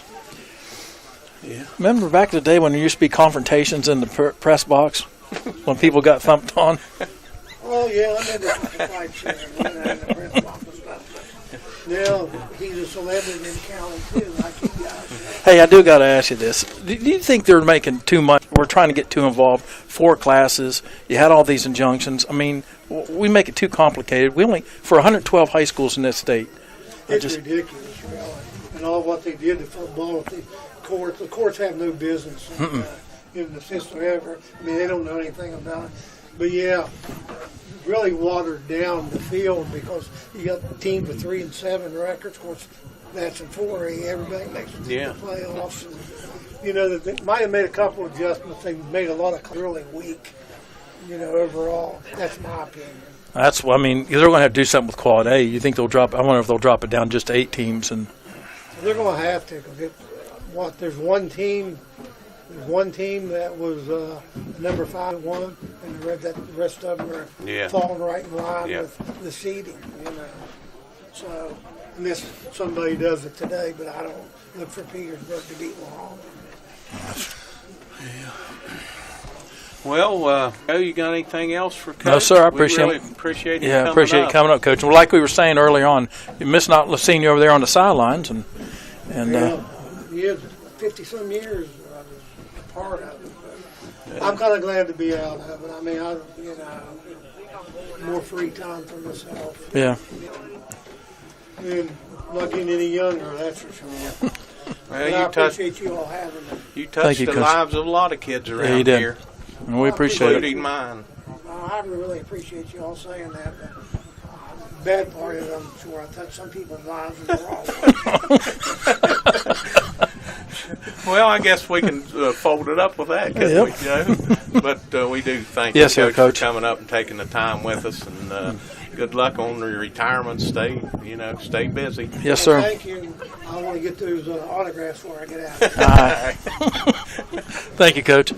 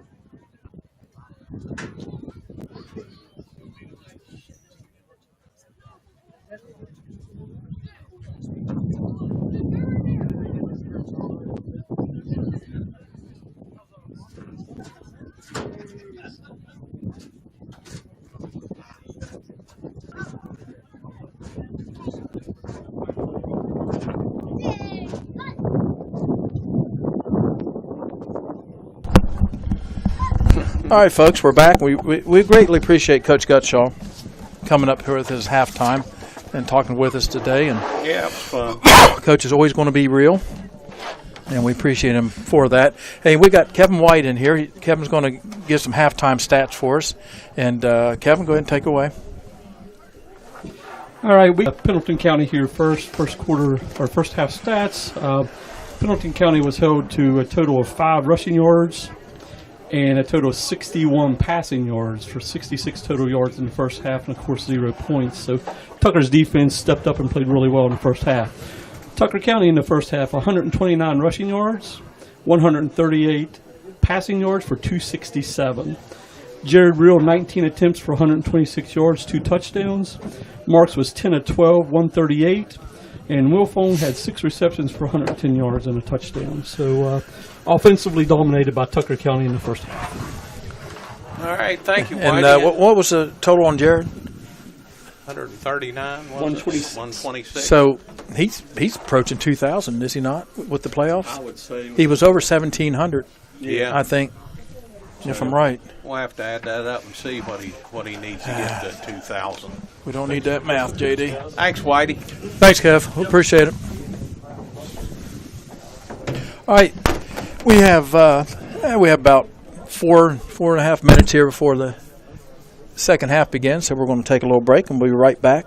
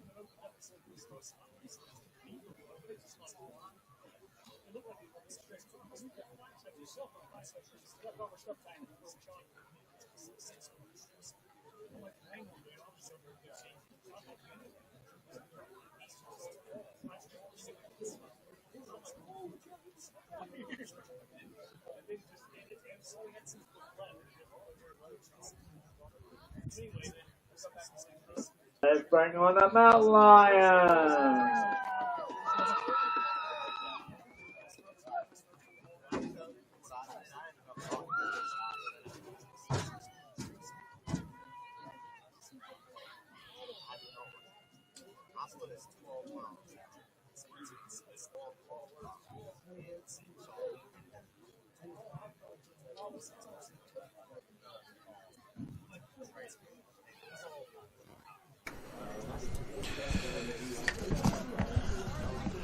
All right, got about a minute 49, plus we'll get an extra 3 minutes to warm up.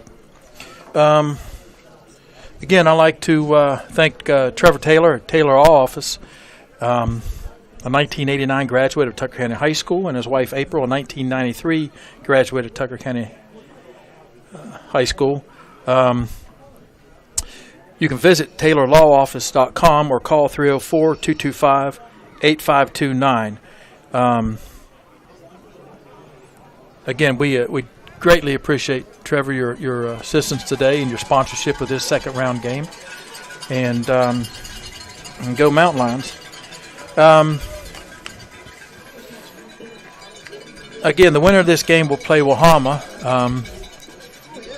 Again, Tucker County maintains the course here. This will be a home course. If something happens differently, then Pendleton County would travel. But we hope for the other.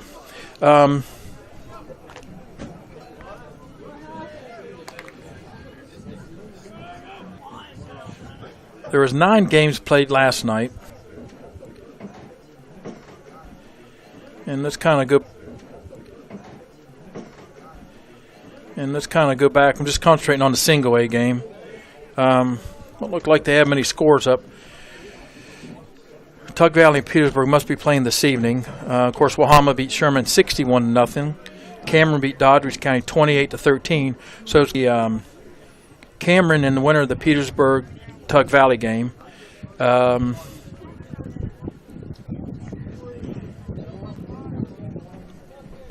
last night, Rome County beat Scott 21-0, and Williamstown beat Wheeling Central 21. You got Independence and Philip Barber playing today, as well as Bluefield and Frankfort. Fairmont Senior beat Spring Valley last night. Bridgeport plays today. Herbert Hoover beat Oak Hill last night. And you still got North Marion and Princeton. And then in the Quad A, Martinsburg beat Parkersburg South 56-14. Spring Mills and Morgantown was a real good game yesterday. That was 14-7, Spring Mills. Hurricane beat Jefferson 22-14 last night, and Huntington all over Wheeling Park 51-39. So JD, I was just going over a few scores from last night, and again explain to them the scenario with the win here. JD, it's got to speak well kind of for the area. It's got to speak well for the area. You've had Petersburg, Pendleton, us, East Hardy, all in the same group. Moorfield was in. Yeah. Hampshire was in. Frankfort. So it speaks well for the area and for our schedule that we played this year. So 5 out of 10 teams made the playoffs or whatever, and so.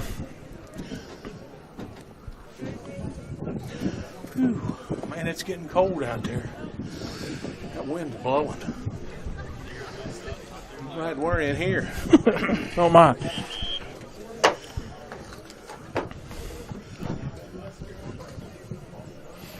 All right, so I want again, we thank Trevor Taylor for sponsoring this and Taylor Law Offices. Metro News for the best news coverage of high school sports in West Virginia all year. Follow Joe Procado and Greg Carey's Daily Post. The W National Guard, Get help with your college tuition from the West Virginia National Guard. For more information, go to nationalguard.com. The captains are coming out the field, marks and reel. So Pendleton County will be receiving the ball this half. Hope Gas congratulates the teams for making it to the state championship. Learn more about Hope's community efforts by following them on Instagram. Good luck, teams from everywhere at Hope Gas. West Virginia, the West Virginia Invest Grant Program. You can go to any West Virginia community and technical college tuition-free. Get the skills to get ahead tuition-free. Apply now at wvinvest.org.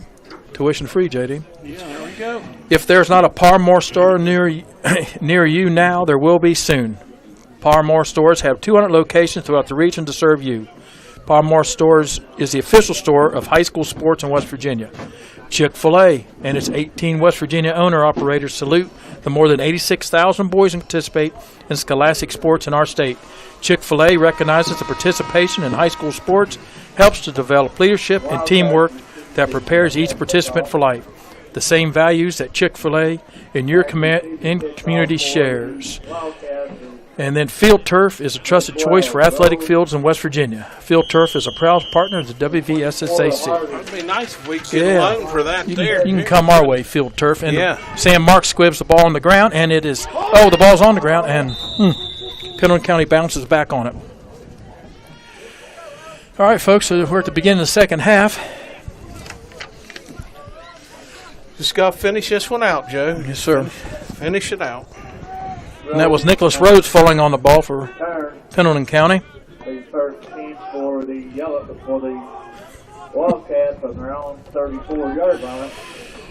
All right, so we got twins right, twins left for Pendleton County. Roberson again up, and it's going to be offsides on, what are they doing here? Nope. All right. Roberson's back. He's going to throw that quick slant again, and this time, good job by Cade Arnold this time, number 6. Yeah, we changed up coverage on them there. Mm-hmm. Yeah, we did. Now you had George and Arnold on that same side over there. You got Barb and Cosmore down here. So yeah, and it looked like we opened up in the 3-man front too. Yeah. All right, so we got a little bunch formation on both sides, and this little reverse. And looks like good job there by Cade Arnold again.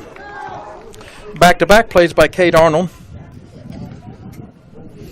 And that was Josh Kimball on the reverse from Pendleton. Now we're going to carry for the Wildcats.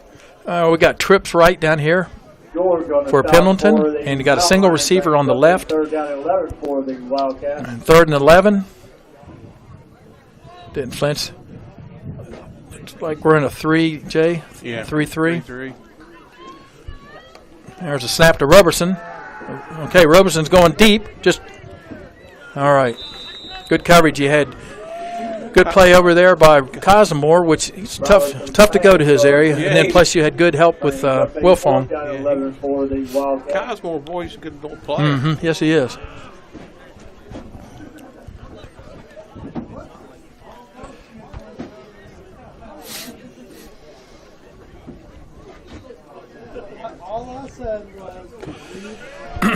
All right, 4th down and 11, and Owens is back to punt for Pendleton County. The ball is sitting there at the 33-yard line of Pendleton County. There's a snap, good snap, and kicks away, and it's a low line. And Wilfong just picks it in the air. He's going to try to reverse field here, but he's going to be stopped. About 43. Yep. Return for the outline. Being 6'4" helps out a lot, JD. Oh, that's for sure. That's going to be 1st down and 10 in Pendleton County territory at the 44-yard line. Plus having good hands, too. Yep. We got trips to the right, Wilfong and Barb. And we got a fullback off as Cade Rapp. We use that a lot in this half, in this game. Cosmore down here to the left. And the give is going to be to Reel. And let's see, Reel sets the tone. He's kicking it outside now. He's definitely going to have the 1st down and some more. And he's going to be driven out at about the 26-yard line. Nice run there. Yeah, it was. That's a pickup about 15 yards.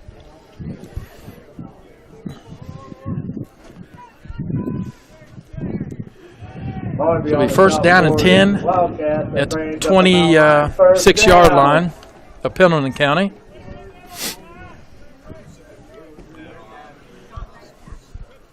Same formation. Yes, it is. Wrap offset to the right, reel behind marks. And the give again is to reel. Hits the hole, picks up about 7-8 yards on that. Reel on the carry for the Mount Lions. Throwing body punches at him now.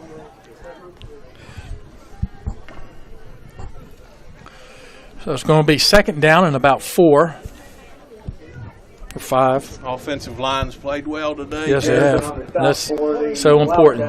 Brings up a second down and 4 for the same formation here. Let's see if we do any play action out of this here. Nope, give us the reel again. And he is clear for the first down. And he's down to about the 6-yard line.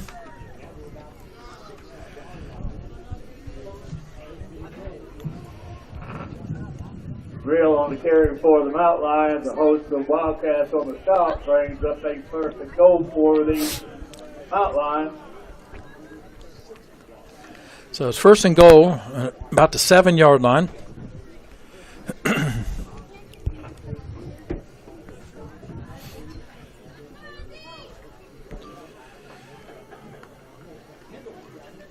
And give us a reel. Reel kicks it out. Kick brings it back in.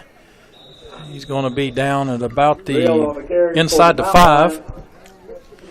Second down and goal from about the 3, maybe.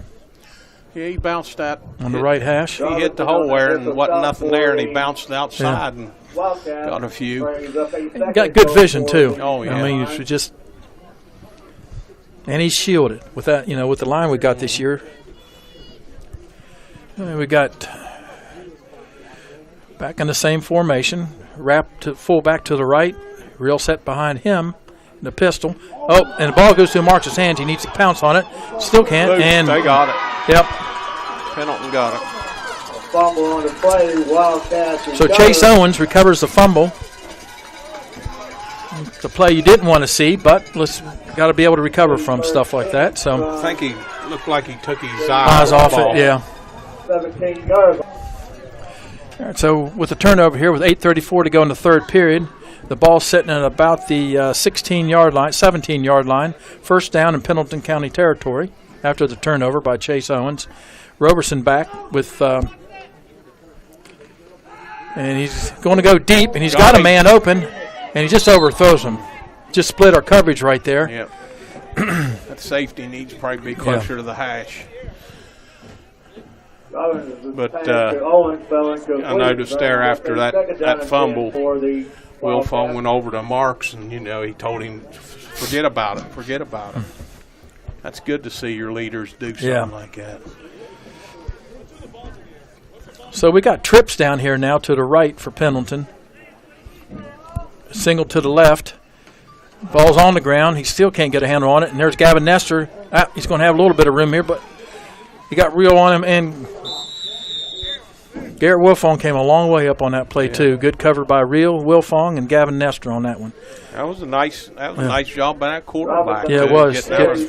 He's got third down and 4 here. On the stop for the Mount Lions brings up a third down and 4 for the Wildcats.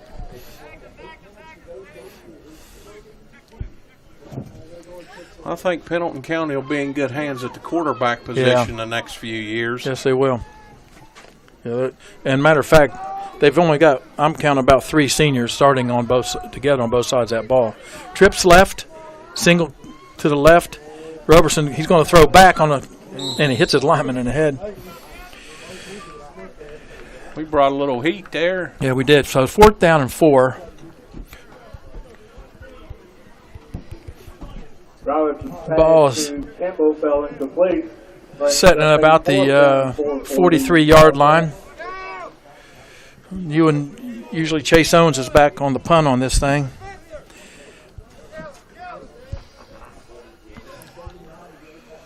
If we can catch this ball in the air, I think we can run one back. Yeah. Now look at this bunch formation over here on this side over here. Let's see, he is just kicking out of bounds. That ball's going to go out inside the 40. Looks like.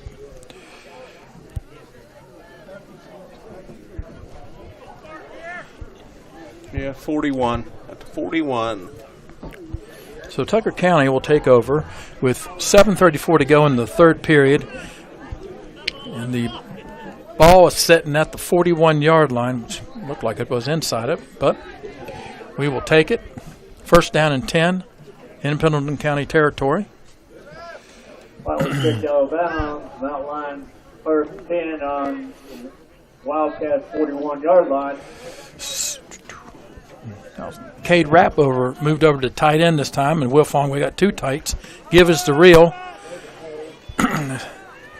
And Real's going to have close to a first down, if not a first down. Real got carry for the We're going to give him 9 on that one, it looks like. It's going to be second down and 1. Stop for the Wildcats, brings up a second down and 1 for the outline. And that ball's going to be setting about the 32-yard line of Pendleton.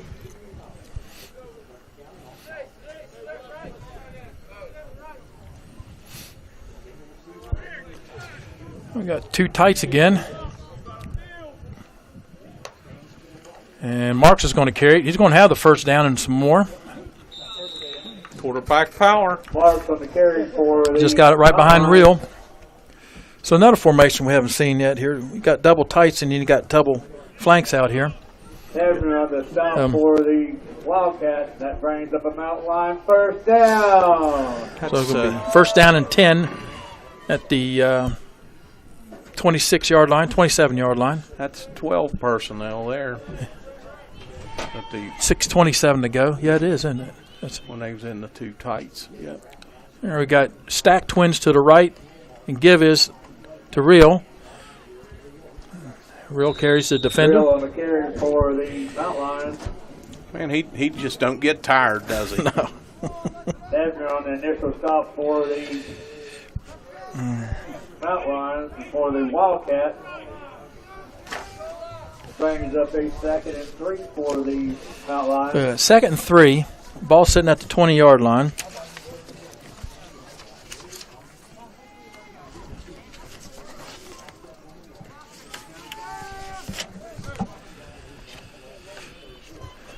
And to Give again, this time they've got him, but he still manages to get back to the line of scrimmage.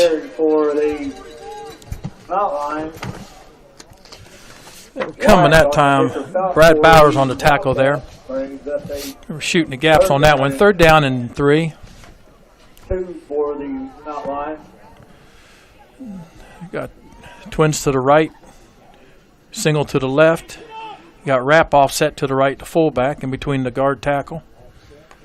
And the Give is to, bubble the ball. He's going to kick it outside, and he's going to keep his feet. Come on. Nope. Loss of about 2 on that. Just couldn't get anything going, and Pendleton County did a nice job there of covering up. Fourth down and about 7 now, 6. 4:46 to go in the third. What are you thinking, Jay? Knowing AJ, he's going to throw one of them quick hitches or something. Yeah, one of them quick wide receiver screens or something out there. Throw it to Will Fong. You can never go wrong throwing it to him. Stacked twins of both sides. Marks with Real behind him, and he's got That barb on a slant there. Yeah. Nice play by safety. Yeah, it was in his hands. Slapped it away right there. So Pendleton County holds on downs, and that's the second possession of this half we've had. We've got bogged down. Of course, the first one was our own doing. So, but again, Pendleton County's not going to quit. Oh no. There's no quitting that outfit. No. And we've got 4:21 to go in the third. Tucker County up 32-0. Okay, Roberson back again. He gets back. We're back still in the 3. Well, I'd love to see a pick here. Delay. Yep, delay. 5 yards.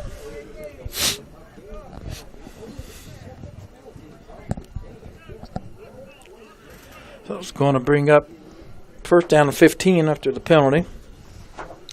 Okay, Joe, I added it up here, and it says at halftime, with that 126 yards, that puts Real at 1859. Unofficial. But that's close, getting closer. He's coming deep again. Got to go up. Oh! Arnold almost came up, or is that, yep. Cade Arnold almost came up with the interception on that. Then batted up in the air. Wilfong had a chance, and then it almost landed in the lap of Josh Kimball. So him back in the pocket there, he threw that ball about 48 yards. Yeah, he did. That's what. Second down and 15. Ball sitting at the Pendleton 18. You got trips to the left side, single. Roberson back, he just can't get a handle on that. And he just dropped it again. This time we covered it up. I don't think we got it, but we covered it up. Roberson up. Bump on the play, Wildcat. I don't think. Have we ever had anyone go for 2,000 in a season? Let's see. Well,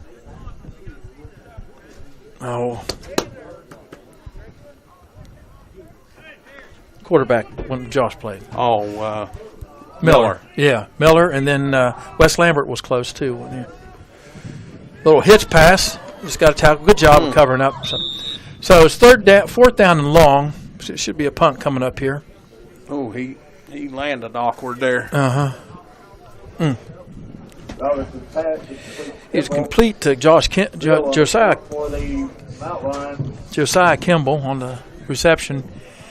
But we're looking at about fourth down now here in about 17. Owens back to punt again. Brings up a 4th and 16 for the Wildcats. And guys for Wilfong back to receive the 6 and punt for the Mount Lions. And this ball is going to go out of bounds again at about the 44-yard line, 43-yard line of Pendleton. Field conditions are starting to take effect here. It's almost like your suction cups out there. Tucker County will take over with 2:49 to go in the third. The ball is going to sit at the 42-yard line.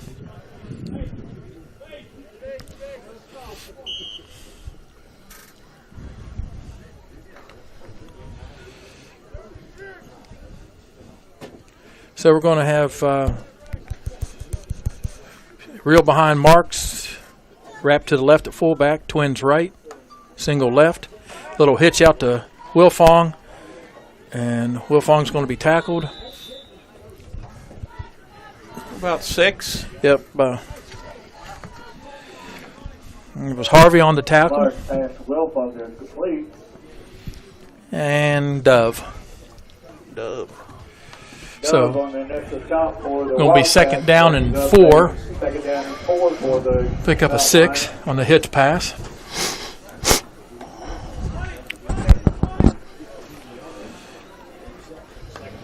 Snap. And then there's Real again.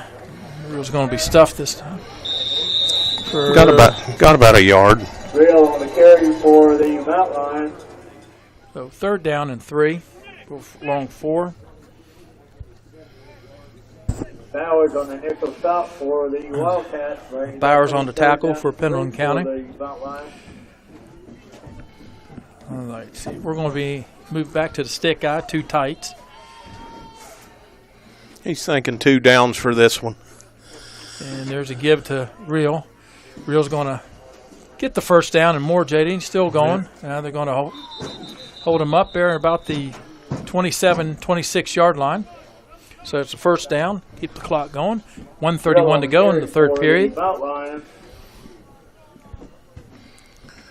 on the initial stop for the Wildcats. Well, so far, working on 4, 6, 7 scoreless quarters in the playoffs so far.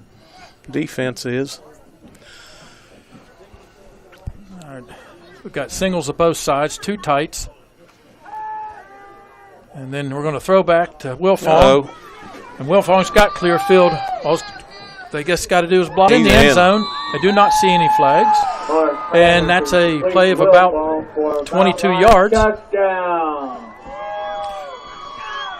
That's a good-looking play. Yeah, it was. All the motion went to the right. Wilfong was sitting at the tight end.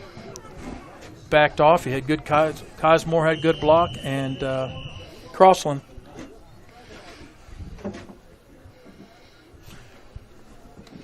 Listen, we got to give that line some love because they are doing a heck of a job here.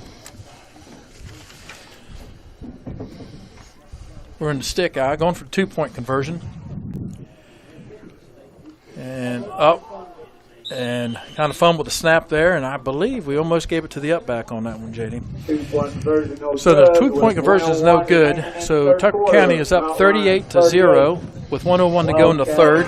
Let's give that line some. Yeah, we got some love there. You got here. We got them. Got Josh Crossland there at left tackle, Marky Phillips there, left guard, Gavin Nestor, center, Quante Mitchell, right guard, and Colt Teeter at right tackle. And these boys have been working hard. Yeah, they've been doing a good job.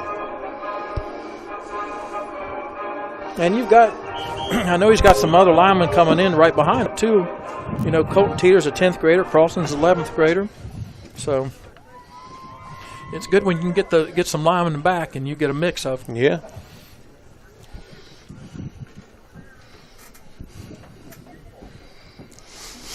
Well, 1 minute to go.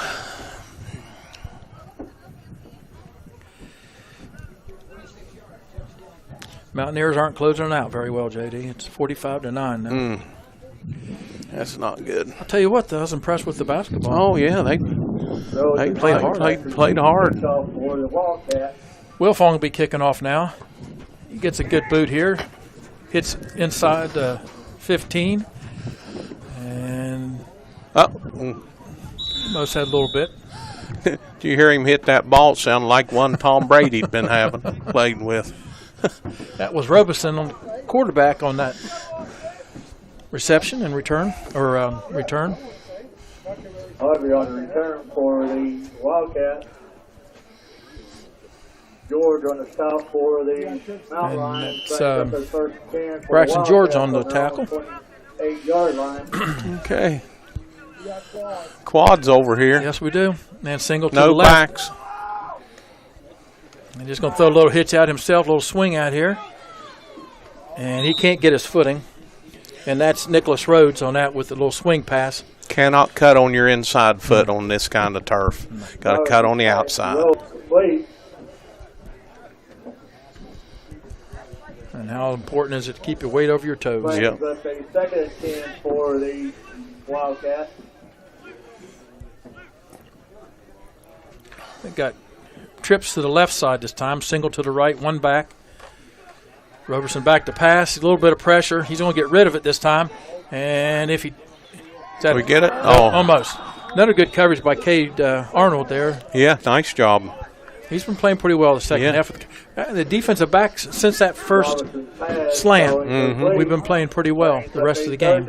Getting good stuff out of George and Arnold there at the corners, and then with Wilfong and Cosmore floating there. That's been playing pretty solid. And Marks was back there too. So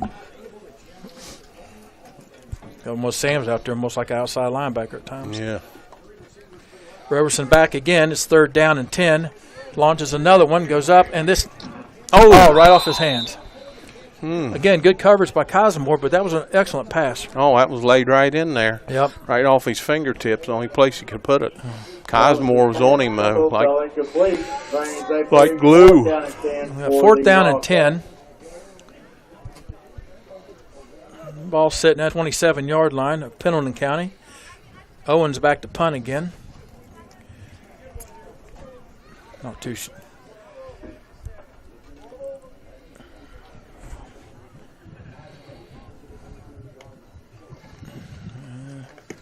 gets rid of it. This is a line driver this time. And Wilfong's going to pick it up, try to get a few yards. And I think he was down. No, he wasn't. They didn't blow him down. He's reverse field, and he's got daylight, and he should score. And Wilfong on the punt return. Nobody has called him down. Coach Yoakum is pointing. Yeah, it looked like his knee was down, but we'll take it. And there'll be no video review. No. And that was a punt return of about 47 yards.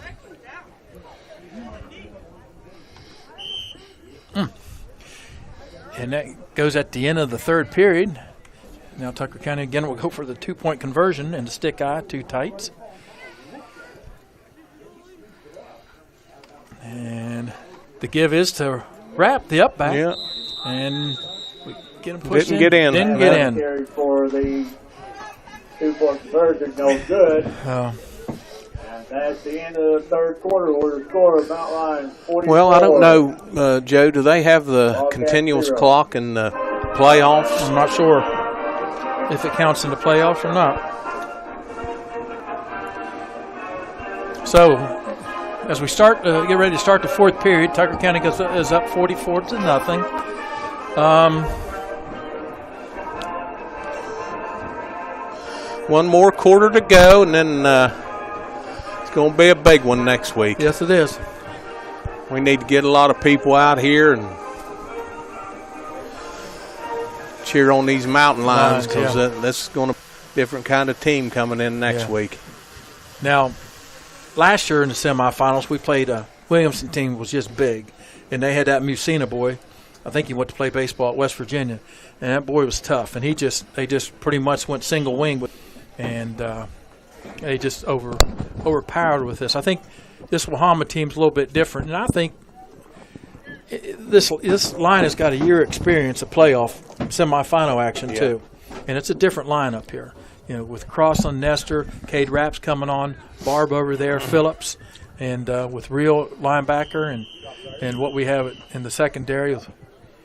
I watched some film of them there when they were playing East Hardy, and East Hardy drove down the first time they had it and scored, and they kicked off to Wahama, and they got it to 20. First play, they ran 80 yards for a touchdown, that running back. So we got Robertson with the return after the kickoff by Wilfong. He's going to take it up to about the 35-yard line. Yeah, that's they never laid a hand on him.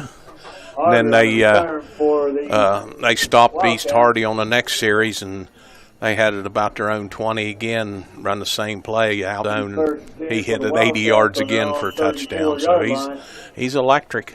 Yes, he is.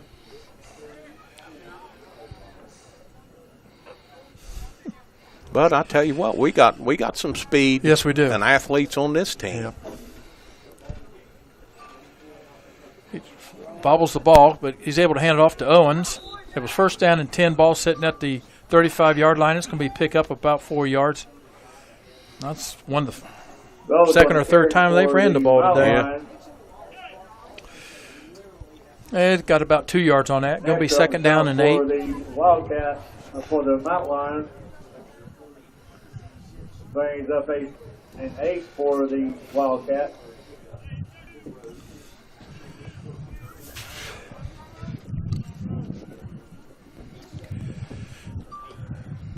Ball's out of his hands again, and they're going to have him. Barb's going to have him for the sack after he bobbled the ball, Robertson. So that's going to be a loss of about 10 yards. 12. Someone got a penalty. Oh, no. We don't. Penalty marker on the play. Don't need this. Unless it's a long conversation. There's that on both. Unsportsmanlike two on each team. No. Offsetting, personal fouls. Yeah, he's going to get a little tacky. This game is unlike last week's. Yeah. It's been a lot more civilized. Mm-hmm. So, but you're going to have this. But so the play, though, results in a loss of about 12 yards. It's going to be third down, about 22.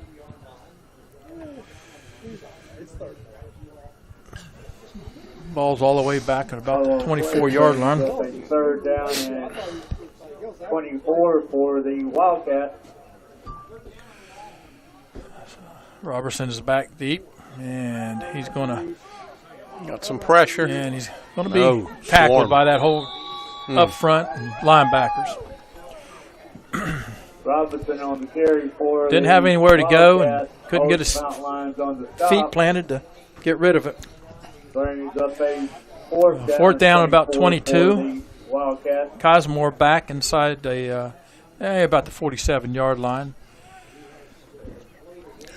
You know what we need now, Joe's about a week of dry weather to get this field dried up. Get somebody up here to roll it. Yeah. Maybe.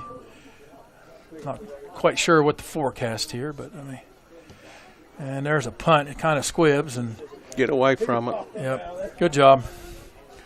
So it's going to roll and stay in Pendleton territory at about the 44, 43-yard line. 3-yard line. The first 10 for the Mountain Lions.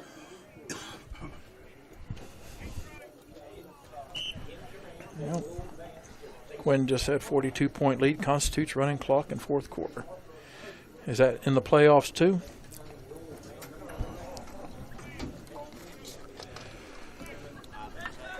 Thank you, Quinn. So it's first down and 10 at the 43-yard line of Pendleton County with 8:15 to go. And there's a whistle. What we got?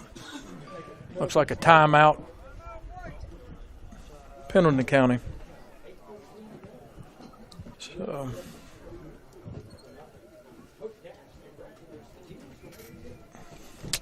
all right. I mean, again, we take the time to thank 1989 Tucker County graduate Trevor Taylor of Taylor Law Office. There's only one thing we appreciate more than the Tucker County hard-fought victory, and that is being treated fairly by an insurance company when you have a loss. Taylor Offices has decades of experience assisting hardworking people like those in Tucker County with insurance issues. If you have a question whether your business or family is being treated unfairly by an insurance company, feel free to contact me to get answers. Please visit TaylorLawOffice.com or call 304-225-8529. Proud graduate of the class of 1993, April Taylor joins her husband yelling, "Go Mountain Lions," and trust me, she can really yell. He said that, I didn't. So thank you again, Trevor. Thank you. An old wind picking up again, Joe. Yeah, it is. And again, thank you to St. George Medical Clinic for sponsorship of the YouTube throughout Tucker County football and basketball. All right, so we have a first down and 10, about the 43-yard line of Pendleton County. Got twins on both sides. 7:57 on the running clock. Looks like here we now. got some new linemen in there. Yeah, we do, and that's Braxton George on the. So we got Luke Barr back at quarterback. We do have a host of new linemen in there. That'll happen with the new center. Braxton George at the running back. He's in for Jared Reel. Jared has a nice game. He had to be coming in on, what, about 180, 200? Yeah, he had to be close to that. So both sides have substituted pretty well. So yeah, Pendleton's got a lot of their backups in there now.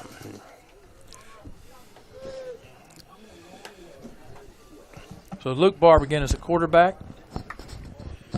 And he's going to have to pick the ball up and run himself. And Luke's going to have a first down, stiffs arms, and he's going to be in the end zone.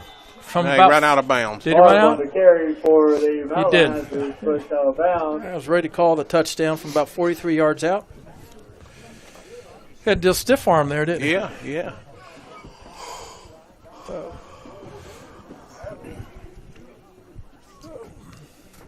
Ball's going to be spotted on about the 5-yard line.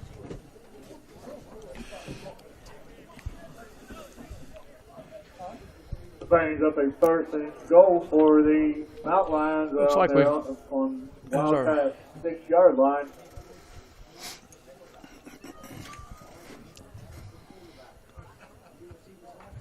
There you go. Colton Teeter at center. The handoff is to Braxton George. There you go. Get in there, Braxton. Braxton gets his touchdown. Not like a playoff touchdown, is there? Nope. That's a good job by the young line that time. It moved Colton Teeter into center there. Help out, I believe that's Colton. I want to make sure. It looked like number 70. I know Colton's a starter, but. Yeah, he's having little issues with the center. Getting them back there to him. Yeah. So we'll try to catch some names here for you. 64, that's Gunnar Carroll. 71, that's Arlie Ritchie. 54, that's Bryson Phillips. And nice play there by 54 on Pendleton County. Who was that with the ball there? It was Mark Phillips. Phillips on the carry for the And we didn't get the 2-point conversion. 2-point conversion, no good. So with 6:07 on the clock, Mountain Lions go up now 50 to nothing over Pendleton County. And I'm going to tell you what now. Pendleton County has got practically, except for 2 seniors, the whole team back. And they've got a young quarterback that can sling the ball. So they don't have nothing to put their head down about. No, they don't. Not at all. So they'll be heard from in the next couple of years, too. I guarantee you. And one thing about Pendleton County, always have active athletics. They're always basketball, football, baseball. Always well coached. Of course, you know baseball goes back a long way there. The teams when they used to be Franklin and Circleville and all that used to have some nice teams. So. Yeah, well coached, well disciplined. So that clock is running. It does apply to playoff games. Thank you, Quinn, for looking that up for us. Wasn't too sure about playoff games. So Sam Marks will be in to kick off. This is our regular kickoff team. It's kind of hard to substitute. Nice kick there by Sam. And that was a nice hit. Who's that? Eichelberger. Nice hit there by. I'm glad to see his foot's doing better too. Yeah, he didn't play that Hampshire game.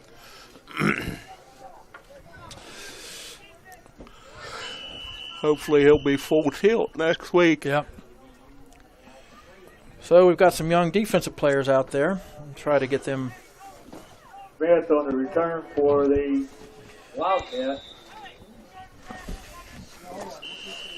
72, that's Isaiah Larry in the game now. 64, that's Gunnar Carroll. Timeout Wildcat. 44, Joshua Moore. 54, Bryson Phillips. Then we got number 20. We got Tyler Mitchell. 8, Braxton's still in there.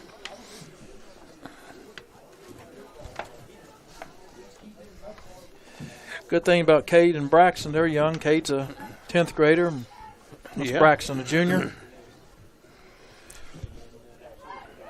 He's 11th grader, yeah. So, what else we got? Owen Helmick. Evan Witt.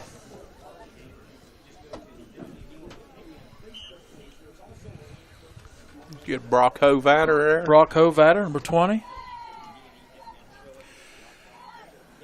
There's a give. It's Arlie Ritchie on the tackle there, 71. Bowers on the carry for the Wildcat. Hey, we want to thank Coach Tom Gutshaw again for being up here at halftime to do an interview, and Chase Alar for their interviews today. And we'll try to have a couple more for you next week.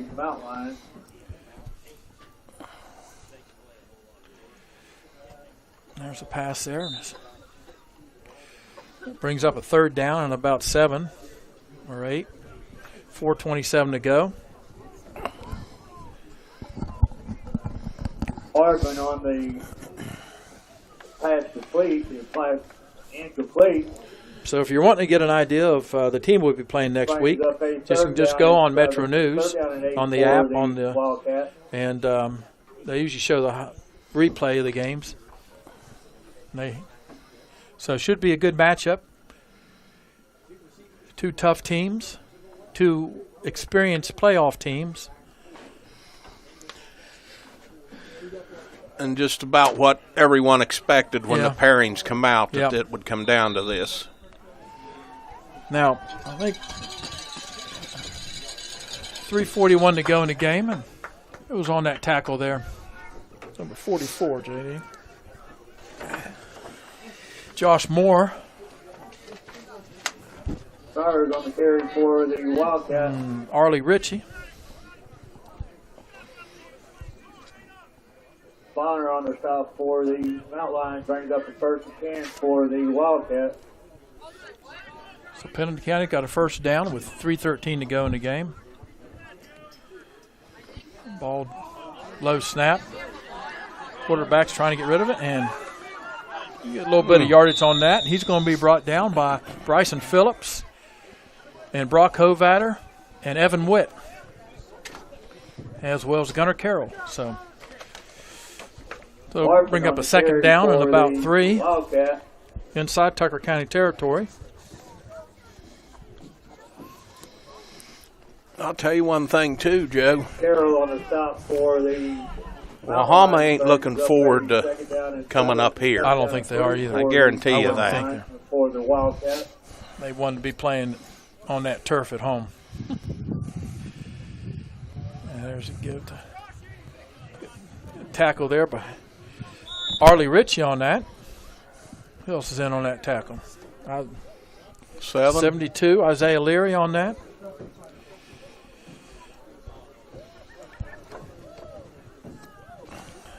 Nothing like being young and getting in on a playoff game. Yeah. Gets you a little excited. It should. Smith on the carry for the Wildcats. Ritchie on the stop for the Mount Lions. Brings up a first 10 for the Wildcats. We're off sides here. I don't know if they'll call it or not. No, he just let it go. He made a tackle. He did. That was Gunnar Carroll on that one. That was right in front of us.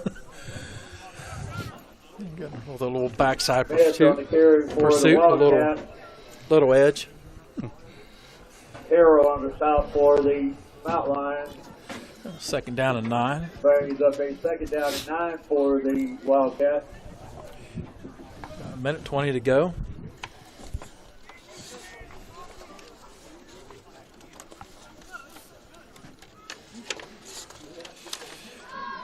And quarterback, little zone read keeps it, and nice job by Evan Witt. Nice way to come up there. Came up hard.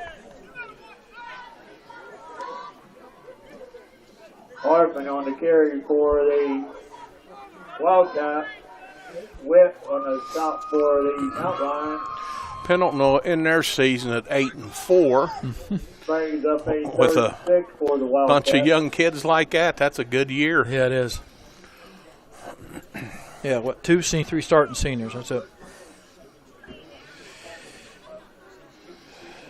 All right. Petersburg and Tug Valley must be later this evening. So, little swing pass here. He's going to be hit again by Witt. Nice little tackle there. Who's that? 64. That was Carroll again. And Brock Hovatter in on that one. All right, so last game in single A to take up the last semi slot would be Tug Valley and Petersburg. Boy, Petersburg team from the area. Yeah, that'd be great. And folks, that's the ball game.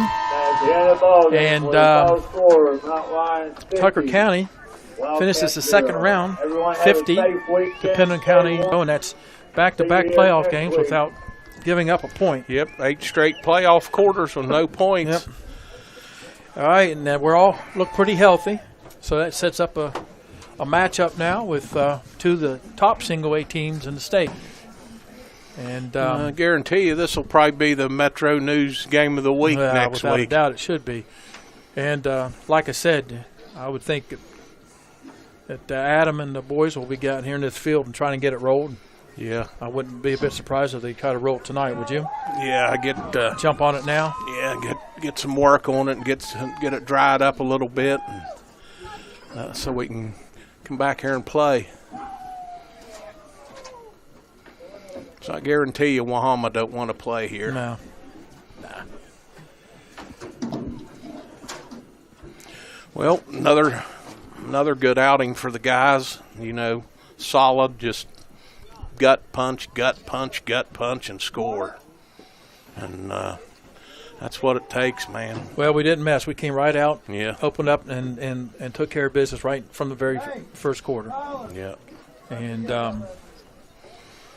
again, this is, hey, listen, we're just every bit of experiences of what we got coming in here next week with semifinal experience as well. So, we've got through the first two rounds with two teams that we played, and these guys stayed focused, didn't have any letdowns, didn't have major momentum swings, anything like that, and so setting themselves up for a big game. That'll be a good one. Yes, it will. Should be a good one.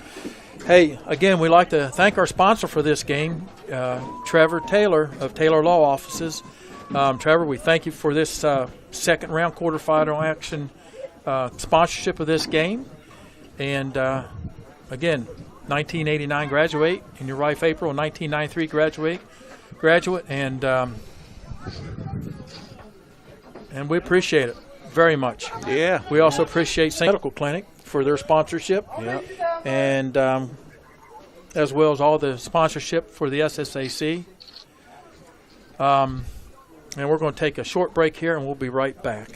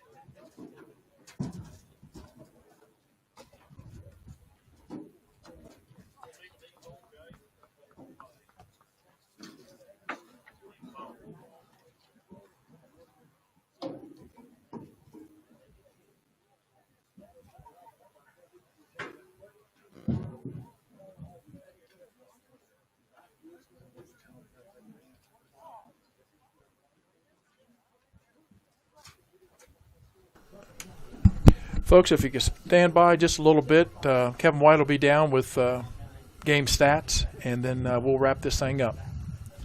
Just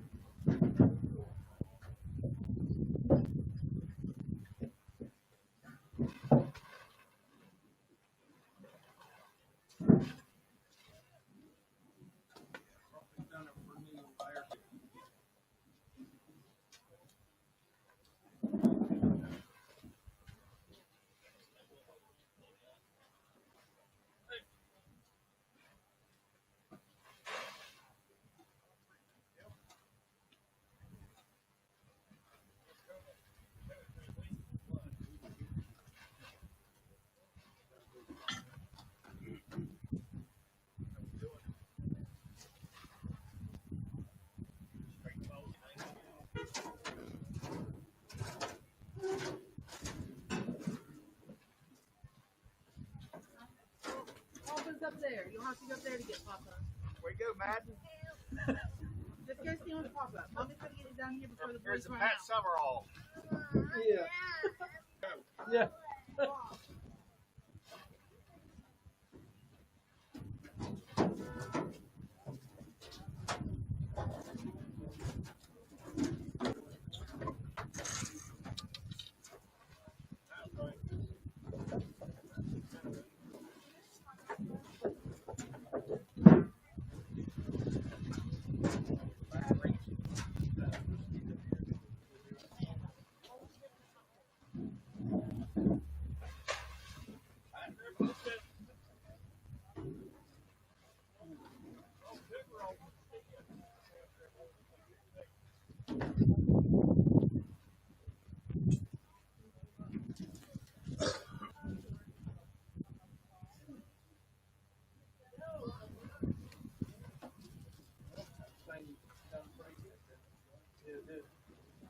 I'll just know I'm just going to keep this thing in there. Just keep both in here.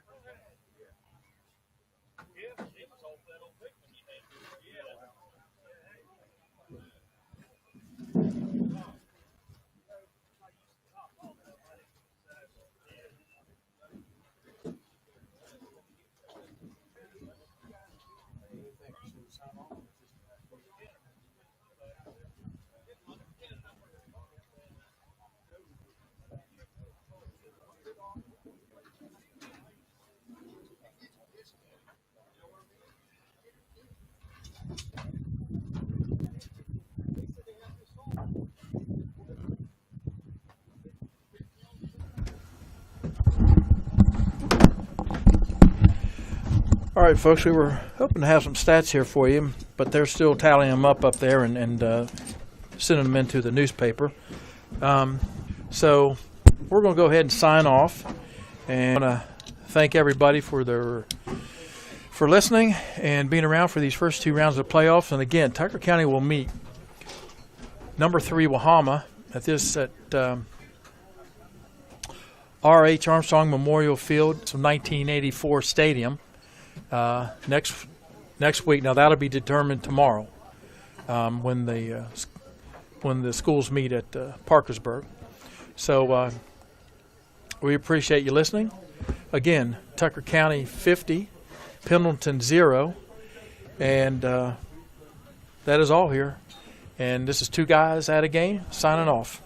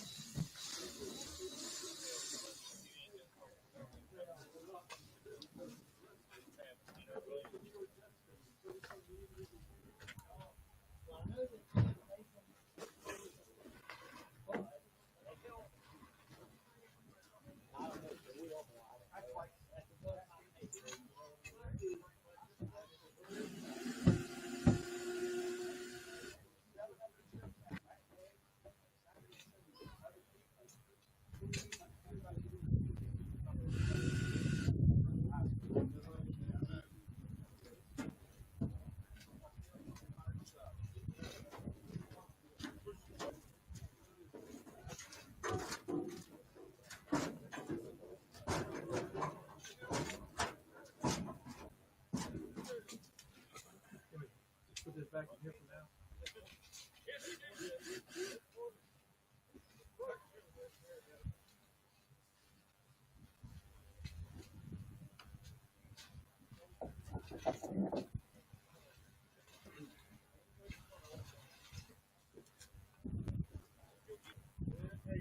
You guys closed down too early after the game. I think it's about 10 minutes to get everything tallied up. Well, everybody shut us off. Yeah. Halftime's no problem because you got more. It's easier and got more time then. Yeah. So, but I don't figure too many people stay after and listen to it. Nah, anyway. they probably don't. Well, thanks again, man. How many yards do you end up with? I don't know. I have to tally it up. It has to be 200. That's what I was gonna say. That'd be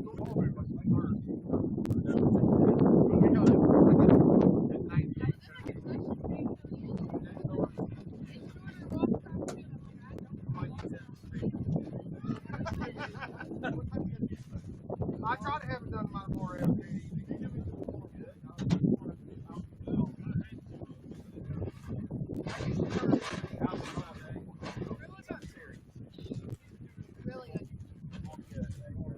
That's what I do. Don't write the law the other than football.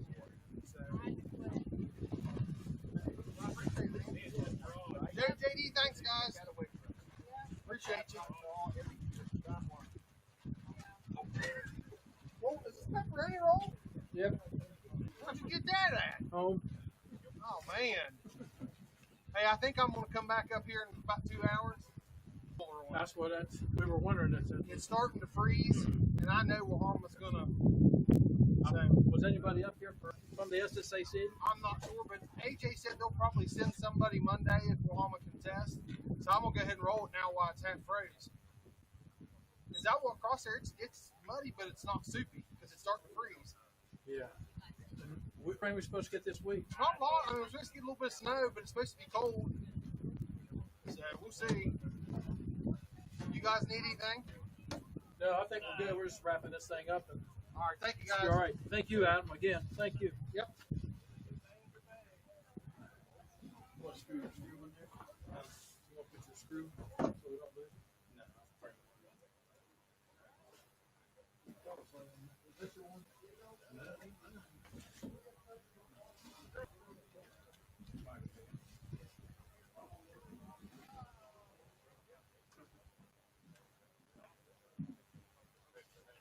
Put these on.